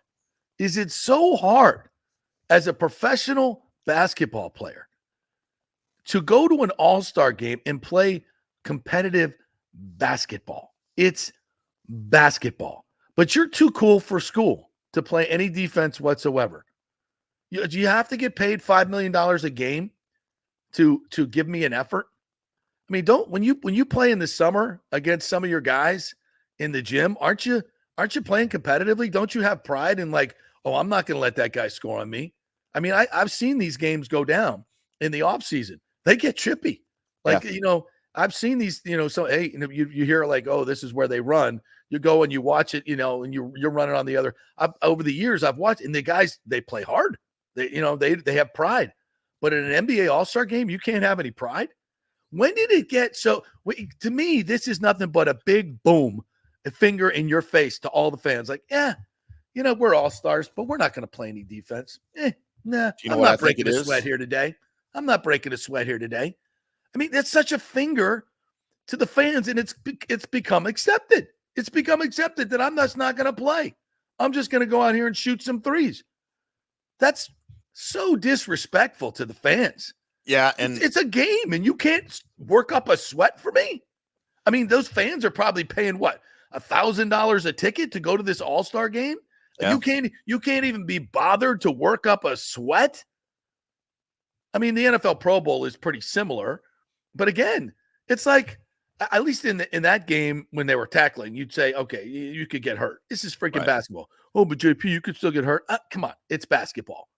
Come on, you could get hurt walking down the street as much as you could get hurt playing basketball. So come on, this is such a middle finger to the fans, and nobody cares. Nobody. Oh, it's just the All-Star game. You know what? I care. Well, you can't go out there and even in the fourth quarter get in the defensive stance and I want to see. Let's see LeBron go one-on-one with Kevin Durant. Let's see. That's what it's supposed to be about. Is watching the greats go up against the greats. You've got great defensive players. You've got great offensive players. But here's the problem. Here's what I think the problem is. Number one, the NBA in and of itself is a broken product. Yes, it's a terrible product. It's unwatchable in my opinion. Yes, we have our local team here in Dallas, and they're good. Maybe one of the greatest generational players of all on our team. I don't even care. Yeah. I don't watch it. I don't watch the Mavericks. Yeah. I haven't since probably they won the title in 2011. But here's the problem is the culture in the NBA has changed so much now since the 90s, the 80s, the 70s when you and I started watching it. And even for a lesser degree into the early aughts, now you've got this generation of player, and we talk about culture all the time on this show. They're just that younger generation that was raised differently. They're not, for the most part, they don't have competitive spirit built into them. They're not uber competitive. No, they don't have that instilled in them like you did with Jordan or Magic or, Isaiah Thomas. All these guys that played back then. That's how they were raised. Bro. For a regular All-Star game. Yeah. Right. Yeah. And even in an exhibition game, they would do that. They would play hard in the preseason when they were doing that. But now you just have these players who just think and they're all buddies. That's another thing now. Exactly. They're all freaking buddies. They're all best friends. You didn't have that back in the day. Yeah. You had rivalries. You had Bird versus Bird. And by the way, Larry Bird and Magic Johnson did not like each other when they first started playing. They really to this day still kind of don't, right? Yeah. Yeah. And that's okay. But now freaking everybody's best friends. They all hold hands and go pray. Not that there's anything wrong with praying when you go on the court, but it's just because teams are interchangeable now. There's no devotion to your team. There's no devotion to your teammates. It's like, I'm going to go over here and get all the money, Kevin Durant. It's just, man, it's miserable. It's a bad product. And the NBA All-Star game, it's bad when Stephen A. Smith starts going off on it, right? Yeah. I mean, so that's how bad it is. I mean, seriously, we've gotten to the point where people are okay with it. Oh, it's just the All-Star game. No, it's basketball. You get paid $60, $70 million a year to play freaking basketball. And you can't give me an effort? You're talking, we got to come up with rules to get guys to play games. Oh my God. I mean, are you serious? What a joke. What an absolute joke. So I don't watch the NBA. I went to this Magic game the other night and I was thinking about that. I was like, it was 30 years ago. I was watching Magic in the All-Star. It wasn't in that building, but and I was like, that All-Star game was like competitive. Like people were trying to, it wasn't, I'm not talking about it was NBA finals competitive, but it was, it was somewhat, they had some pride. This is a joke. This is an absolute joke. And even watching the regular season game, I'm sitting there with my 11 and under team, and I'm like, watch how they do this, watch how they do that. And I see some guy come down and just, jack up a logo 3. And I'm like, don't do that. Right. That's not how you play basketball. Right. Is it fun to see, Damian Lillard rise up from half court in a jump shot form and just swish the ball? Yeah, that's interesting. It's for the 3-point contest. It's not for the game. I'm just whatever. I yearn for the days when guys actually cared what the fans thought and put the fans first, because nobody does anybody ask the players that after the game? You go out there and give that half-ass effort. What is that saying to a fan that paid $1,000 a ticket to go to that game, or the fans that took 4 hours out of their day to watch it on TV, and you guys can't even break a sweat? Does anybody ask that question? If I ever get into an NBA press conference, I'll ask that question. I'll ask it. Yeah. Do you feel bad do you feel bad that you're stealing money? Yeah. Whatever. It's ridiculous. All right. Speaking of stealing money, So I was listening to Eric Neander on XM radio the other day. I wish I could remember the host's name, and I apologize. But he asked it was a really interesting question. He said, I'm looking at your roster, man, and I'm just you got a lot of good young players, and I'm saying, go out and sign JD Martinez. Like, go out. Like, he would look so good in the middle of your lineup, so a guy in your clubhouse that has some gravitas. And, please sign JD Martinez. I want to see the Rays sign JD Martinez. This would be a great, and he on and on about how he'd be a great fit. You know what Neander said? It's very interesting. He goes, I'm the wrong one to talk to. I was like, wow. What? He goes, yeah, you're talking to the wrong guy. Who should we be talking to? Wow. You're the vice president of baseball operations. Don't you make the player personnel choices? Don't you have, if you have to, as you told us a few months ago, you could go to $120, $130 million in payroll. Didn't you say that? So who do we have to talk to?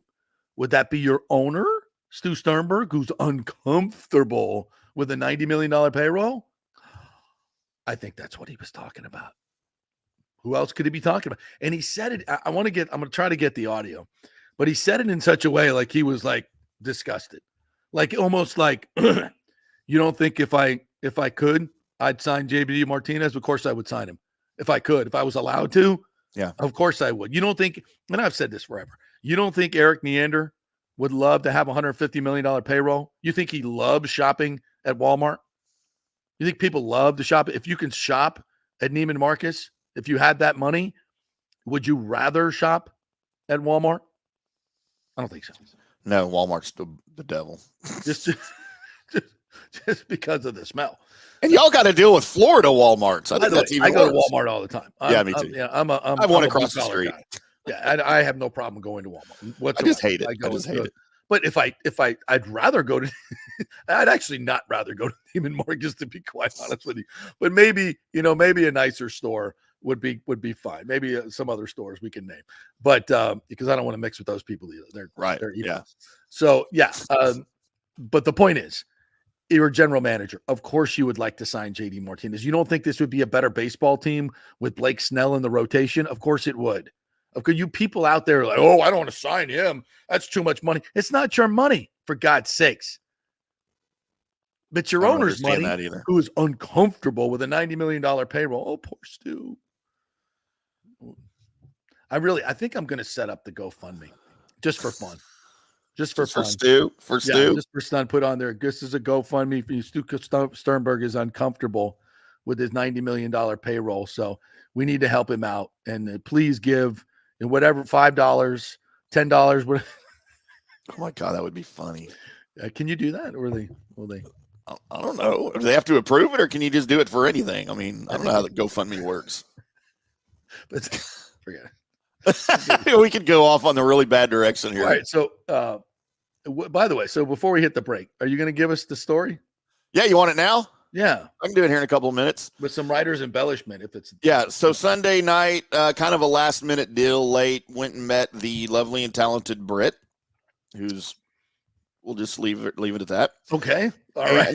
And her and I always have a good time. What is she talented at, Tim? Where do her talents lie? Lots of stuff, JP. And for those of you that don't follow me on TikTok, go follow me on TikTok at IndyCar Tim. Just search for IndyCar Tim on TikTok, and you will see lots of videos between Tim and Britt. Okay. When we go out, we just have a good time. So anyway, we went out to our local watering hole down the street here in Plano and partook in some cocktails. Right, had a really nice time, like we always do. Yeah. Tim used to drink Crown quite a bit. Okay. But the older Tim got, third person. Wow, yeah, the older Tim got, he couldn't handle his Crown. It made him mean. And for some reason, Sunday, old Tim decided to visit young Tim and handle up on some Crown. Oh. And so, when I'm with Britt, things are on the just verge of going south really quick because she is so beautiful and so gorgeous. Guys are intimidated, right? Like, holy crap. I mean, I see somebody looking at her, and I mean, she's her own person. She can do whatever she wants. But drunk Tim starts to get offended, right? So we were on the verge of that already on Sunday. Just the wrong dude walks in the bar, gives the wrong look. And I'm like, let's go. That's all it took. He didn't even have to say anything. He just gave it a look. Sometimes. However, that is not what happened Sunday. Sunday, I avoided the fight. This is not the result of a fight. Oh, wow. I thought that's where we were going here. Yeah. I know. I would like, that's writer's embellishment, right? I'm leading this, going with the story here. So I would love to say, hey, you should see the other guy. Unfortunately, the other guy in this case is the nightstand next to my bed. Oh. Because once again, the Crown, and Tim realizes why he doesn't drink Crown. Several hours later, I'm literally at home, safe, didn't fight anybody. I was kind of proud of myself. Britt and I were texting each other. She's like, really proud of you for not killing somebody tonight. I know you wanted to. And I was like, yeah, I know I'm great. Growing up, yeah. Literally put the phone down, fall asleep, wake up in a pool of blood at 4 a.m, Monday morning, late Sunday night, next to my bed, as I have rolled off the bed in my sleep in a Crown Royal induced coma. And I didn't even wake up when I fell and did all of this.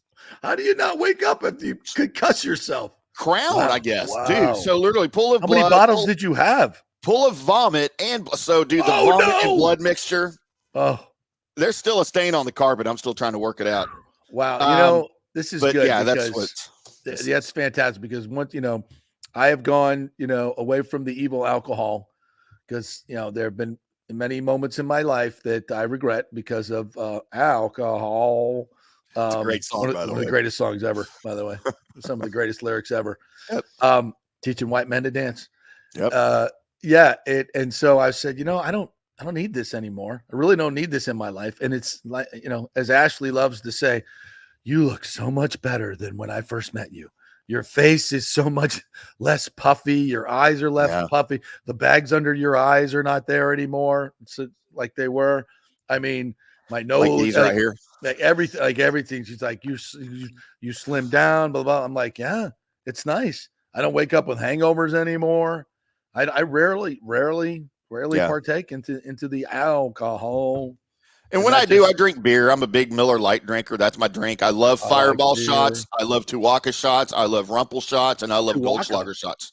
It's a liqueur. It's a liqueur, flavored liqueur. I don't know. I can't tell you what the flavor is, but it's usually chilled. It's really good. I do all the shots, but I usually drink beer or just like a Tito's vodka and Sprite or soda or whatever. That's kind of all I do. Nathan, so the Crown for me was a deviation. So I hate to even ask this. But Nathan says, Tim, have you had the Blackberry Crown Royal yet? I've done a shot. I've done a couple of shots of it. It's not bad. I'm not a Blackberry fan, but it's not bad. It's Crown, so I tried it. I mean, there's vanilla Crown now.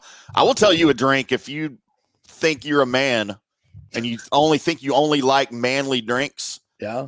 Go try you a Crown Vanilla and Cranberry. Crown Vanilla with cranberry juice. That is a delicious concoction that I would never have thought that. Me neither. Some bartender made it for me actually she made it by accident for somebody because they ordered a regular Crown and Cranberry. So she, I knew her. So she's like, hey, this is a mistake. Do you want it? I'm like, sure. What is it? And she told me, and I was like, oh my God, it was gone. It was so good. Wow. Huh. Yeah. Vanilla Crown. Not a big Crown drinker, so I probably won't try that, but well, just know that it's good. Okay. I'll buy it for somebody else. Yeah. All right. Nathan Elliott loves it. Yeah, he's a huge fan. There we go. Nice. All right.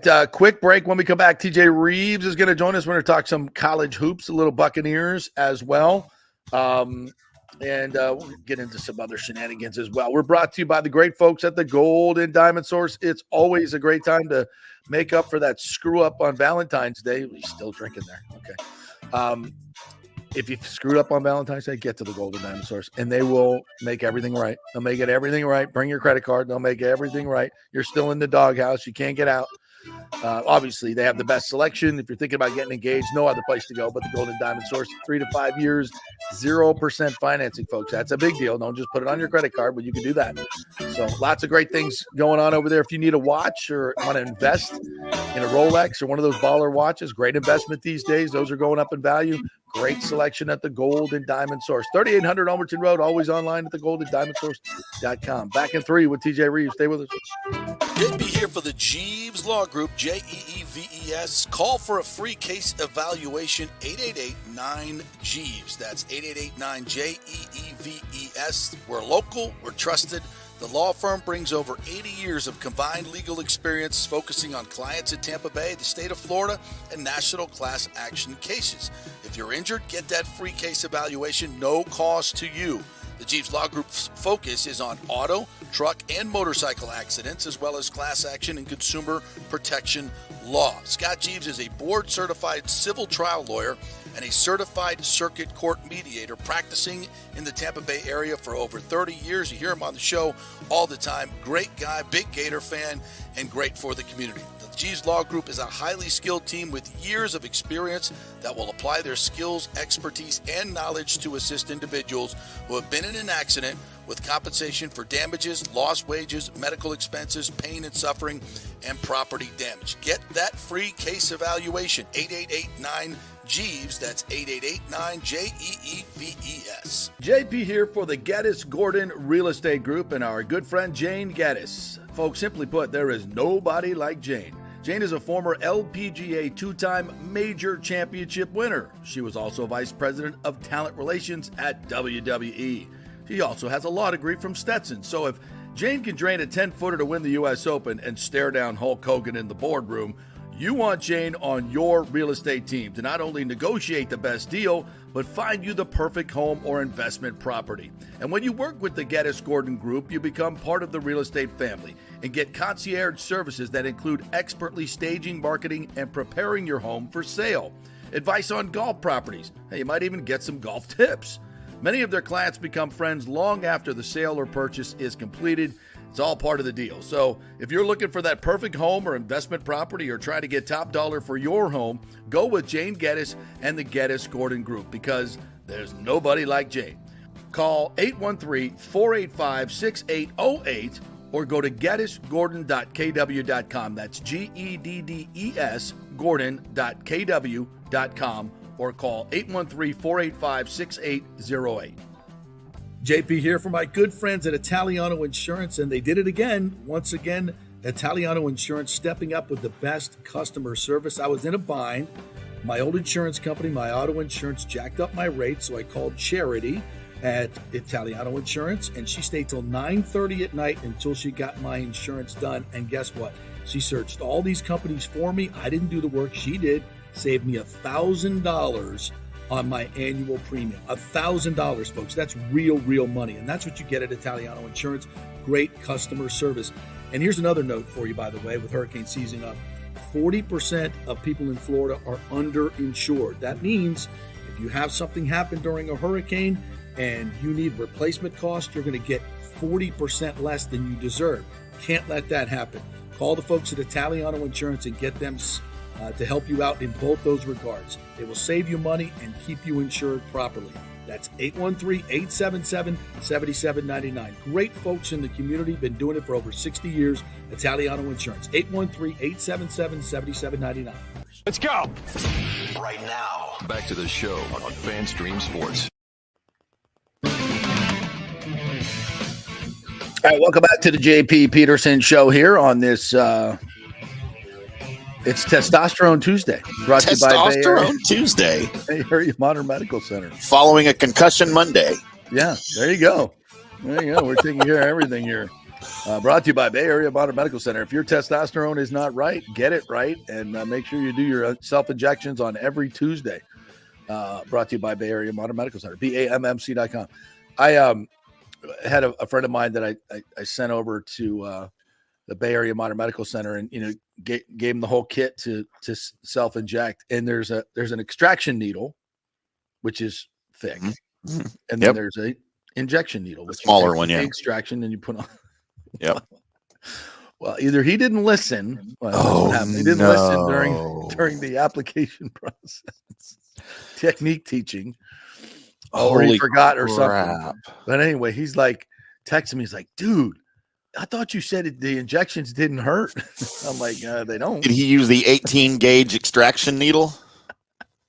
The harpoon. Oh my Lord. Poor guy.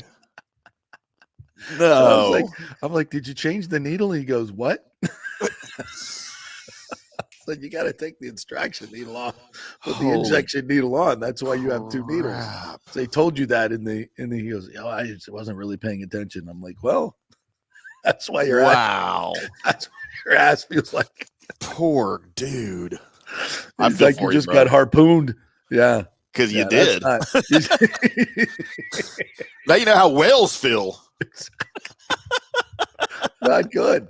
Jeez. So yes, don't make that mistake. Look out for those Japanese fishing boats around your butt. Yes. All right, I want to get to some of the comments from today that we have not got. Did we get everything else in there that I wanted to get in there? You said you had some Justin Fields news. Oh yeah, Justin Fields news. Lonnie Wilkins gave us that a little bit earlier. Said Justin Fields has unfollowed the Bears on Instagram and followed some Falcons guys. This is the way it's done. That's how they do it now. We don't call press conferences and answer questions and tell people what's really going on. We just we take it off our Instagram. And how silly is this world that we live in? Don't get it, man. Yeah. How about you put something out like looks like we'll be looking for a new team. Yeah. Because whatever something happened. No, we'll just unfollow and, passive aggressive is the way to go. God, I guess it's our culture, JP. I just be a man. Hey, looks like I'm moving on from the Bears. They're not going to offer me a contract. So looking for suitors out there instead of this, like, what are we doing? Is it that hard? Ooh, and then everybody else has to go, I think he's unfollowed. Like when you're does a social media person do that? They say, hey, unfollow, take all my Bear stuff off and start following some Falcons. Or do you do it yourself? How's that work? Guys all have social media guys, right? Well, they have to. Some of them do. Well, actually, some of them should. Some of them should. And then change the password. Like, don't let them have access. Yeah. Yeah. So this means, I've said, we've been talking about this a lot. I think Justin Fields is a great fit for the Falcons. But how does it affect the Buccaneers? Well, there's been talk that the Falcons might go after Baker Mayfield. Right. So good. Get Justin Fields there. Now, the bad part is for Bucs fans, I think Justin Fields in a Falcons uniform is going to be a handful with Raheem Morris and who's their new Zach, what's his name? Their new the OC. Yeah, coming over from the Rams. So basically you're putting Justin Fields in that Rams offense with Kyle Pitts and Drake London and Bijan Robinson and Tyler Algier. I mean, Zach Robinson. Yeah. They've got some players, dog. And the offensive line ain't too shabby. They got a top 10 defense. That team with a quarterback, and that doesn't have to be a great quarterback, but a guy that can run like that. And Justin played well in the second half of the season. I don't think he's as bad as he's looked in Chicago. I think that's more about the dumpster fire that is Chicago, the Bears organization, than it is Justin Fields. I'm not here to say that he's, the next Patrick Mahomes, but that seems like a pretty damn formidable offense right there. Yeah, and I'm not a Justin Fields guy like at all. I think he was a terrible pick. Traditionally, guys out of Ohio State don't perform well. Mm-hmm. Last year, obviously, your exception was C.J. Stroud, lighting the league on fire in his rookie year. However, I would like to see what C.J. Stroud does in year two when they've got a whole year of tape on him and they know his tendencies. And I'm not saying he won't be good, just saying I don't expect him to have the season he had in his rookie year. But to me, Justin Fields, man, he's just been like every other Ohio State quarterback that came out. Yeah, that just have been not good, and I don't know. I just don't see the arm. I don't see the arm. Oh, C.J. Stroud's not too bad. That's what I just said, like, except for C.J. Stroud coming out this year. But, but I don't expect him now that the league has an entire year of tape on him and they know his tendencies and stuff. I don't think he'll have the same year he had next year. I think he'll be good still. Just I think that was an anomaly. But, I like C.J. Stroud. So I know you're a big racing guy. You watched the end of the Daytona 500. I was trying to keep an eye on it while I was watching the Lightning meltdown last night. So, what's funny is I know it got rained out on Sunday. Right. I saw the announcement that they would be running it on Monday. I looked for it for about 5 minutes on Monday, and I could never find it. So, no, I didn't even get to watch the freaking thing. Oh, wow. Yeah, I was watching it last night, and with about 12 to go, it was Alex Bowman pushed William Byron and then sideswiped Kozlowski who was running second. A 22-car crash ensued, but Byron got out relatively unscathed. It's like the guys that always cause the shenanigans somehow come out unscathed. Right. And, they hurt the other people. Yeah. So, and then so Byron got his first Daytona 500 victory and another crazy finish at the end. They had finished under yellow coming to the line, man. It was pretty crazy. It's like, 480 laps of shenanigans, and then they get down to business, and there's probably 2 or 3 wrecks in the final 20. Right. It's just weird. It's just weird racing. I don't know. Well, that's what you get. I don't know how much of a NASCAR fan you are, how much you watch. It's what we call restrictor plate racing. Yes, exactly. In 1987, when Bill Elliott hit the 213 mile an hour mark, in his Buick, they were like, okay, we got to slow this down a little bit. So they put little restrictor plates on the carburetors to limit the amount of carburation that goes on inside. So now every car is exactly the same. It doesn't matter what you do. You're all going to be bunched together, and you're all going to be drafting and slipstreaming and crashing together. I've never been a fan of that. There's other ways to slow that down. Yeah, I don't understand. Yeah, I don't exactly know how to fix it, but it just seems like a recipe for disaster. So I'm not a big fan of the restrictor plate racing either. No. I guess unless you want to just watch crashes all day. And that's what a lot of people do, I guess. I don't know. Yeah. Nathan Elliott says, the unfollow and new follow culture is a bunch of pansy ass cowards. Yep. I don't get it, man. I don't get it. I do. I mean, it's just passive aggressive stuff. But again, can't you just come out and say what you want to say? No, but these guys aren't trained to do that. These young guys don't know. I've never had to say what I want to say my entire life. I just let someone else do it for me, or let my passive aggressiveness do it for me. Yeah. Lonnie Wilkins says Yandy Diaz biceps are bigger than all the Rays prospects' arms combined. Randy's looking buff too. Someone get Junior Caminero some dumbbells. Baseball has never been a weightlifting sport, right? Never was until McGuire and Canseco came along, right? That's right. Bonds. A good friend of mine, the guy I played high school baseball with, Joe McEwen, he pitched in the bigs for a few years, and he was like in spring training when that whole thing was starting, when the steroids thing was starting. In fact, the White Sox shared a facility with the A's, and they shared a weight room. So it was like, the guys, baseball players would go in there, do some weightlifting, but nothing heavy. Like that wasn't something you did. Baseball players didn't do heavy lifting. So they went in there, and he's like, holy crap. And McGuire and Canseco are benching like 450, and they're throwing it up 450 and 500 pounds in a baseball, weight room. And everybody was like, what the hell's going on over there? Like, that ain't anything we've ever seen in a baseball locker room or weight room before. So yeah, everybody, as he says, everybody knew they were doing steroids. Good Everybody knew. It was no secret in any of those locker rooms what was going on. I've got some steroid stories we can get into one day. All right, yeah, that's good off-season fodder to be sure. But yeah, so yeah, and not to say that Yandy's on steroids. That's not what I was saying. But he is the modern day, and the thing about baseball is the game has never been more athletic, and I think that's fantastic. It's never been more athletic. The power and speed, size, and everything the athletes that we are seeing playing baseball right now are light years ahead of what we used to. I don't know if it's better baseball. But if you go back, I've got a picture behind me of the Big Red Machine. Love me the Big Red Machine, man. We've talked about that before. I mean, that was my team. I look at George Foster, and I'm like, that dude is like 6'2", 130. Let's bring in TJ Reeves. Speaking of nostalgia, you remember those days, my friend? I'm laughing along with you. Yeah, the different era there. You look at the Dave size. Concepcion's a $125. Exactly.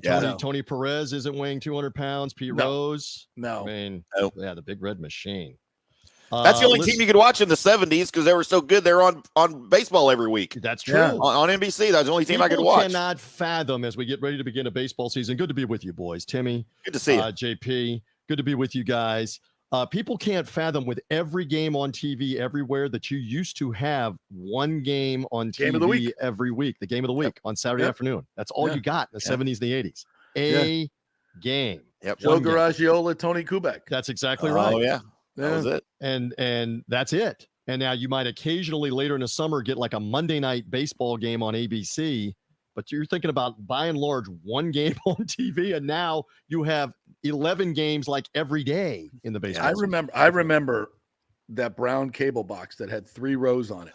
Remember this? Yes. Yeah. And I remember my friend saying to me, Marty Engelman, good friend, still lives here in Tampa, local appraiser. I'd go over to his house, and he had this thing, this brown box.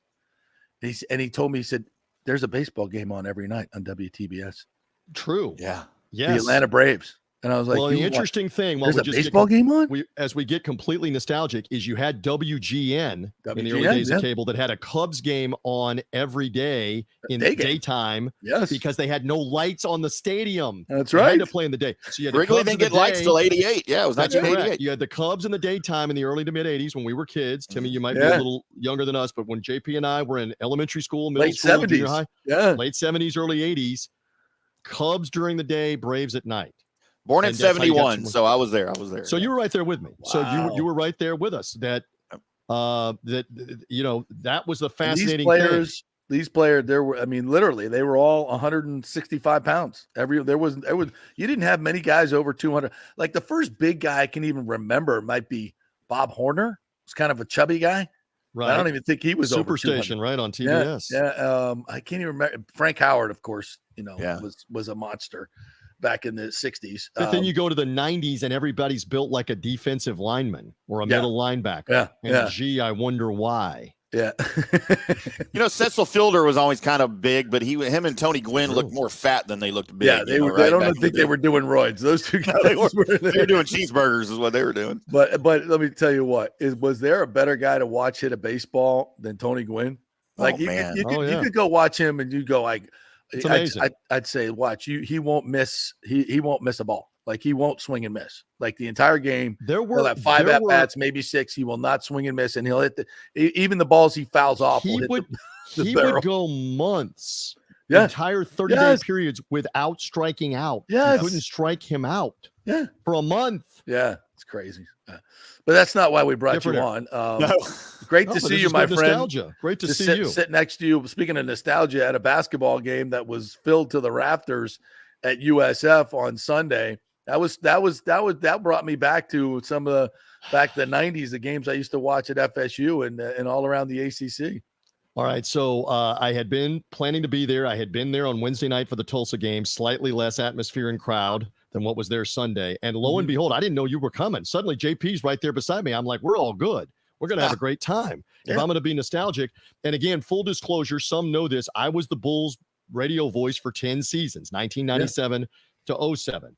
I am here to testify to the JP Peterson show in the congregation. There was only one other occasion in my run and since then where that building was like that. And we keep going back to December of 01 against the Florida Gators, who had been in the national title game the year before with Mike Miller and company and lost to Mateen Cleaves and Michigan State. They rolled in without Mike Miller. He had gone to the NBA. The building was full, 10,400. Half of it was Gator fans. I was there, and the Gators controlled the whole game. Yeah. So now you fast forward 23 years later, and my man JP was there. I know you were there to help me while I'm sitting there going, this is really happening. The place is completely full. We're looking to our left, TV right in that end zone. JP, no exaggeration. There were 3,500 or more students in that end zone, TV right. Wow. Yeah. That's like 6 home games for a lot of era combined of student attendance. Yeah. So it was so neat, and I think they fed off that. You and I kept remarking about that. I think the players in the first half fed off of it once they did a couple of positive things. What an atmosphere. What a day. You're going to talk about that day. Who knows what happens with the end of this season, but you're going to talk about that day because it hasn't happened in so long with the crowd, and you won the game, JP. Yeah, you held on to win the game. So take me just X's and O's. You've called a lot of college basketball games, my friend. You cover it deeply.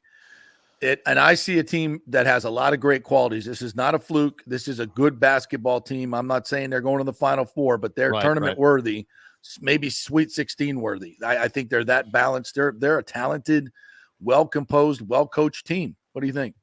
I think all those things are true. And you and I sat in the post-game press conference of Dusty May, the Florida Atlantic head coach. They were in the Final Four a year ago. They've had the target on them all year. They've been in the top 25. They beat Arizona on a neutral floor. They have been impressive for 2 full seasons with this same group. And he said that's a heck of a basketball team, talking about USF and talking about the atmosphere. And I know it's so neat how it's intertwined. He and Amir Abdur-Rahim, the Bulls coach, go back to being assistant coaches together on the Murray State staff.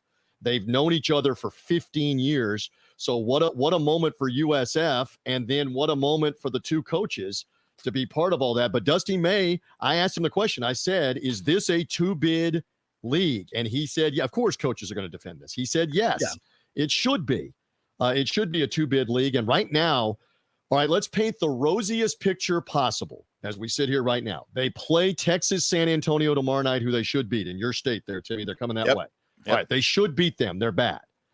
All right, now if you beat SMU, you are realistically near the finish line, dare we say, at a 17-1 regular season. You got to play a tough I know. You got to play a tough Charlotte team at Charlotte to get there.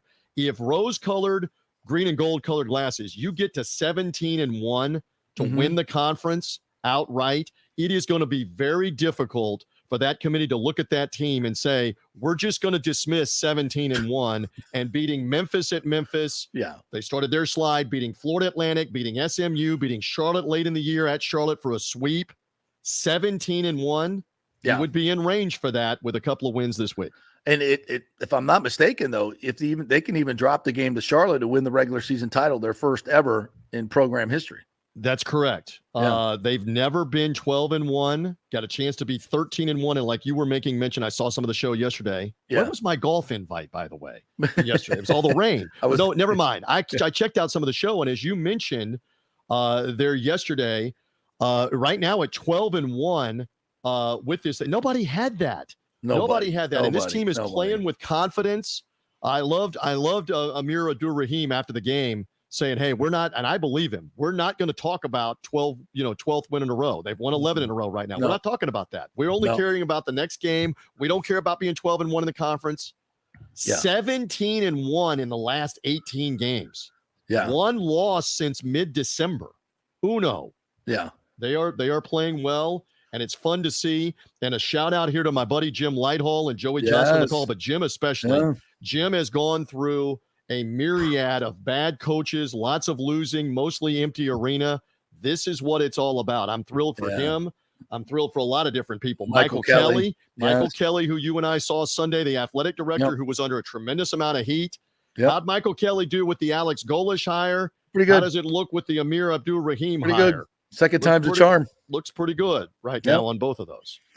All right, so we got a couple minutes left. Give me some your thoughts on Bucks free agency. The Monday came and went without a deal. Contrary to popular belief, I am not in text communication at the moment with Jason Light or the Glazers.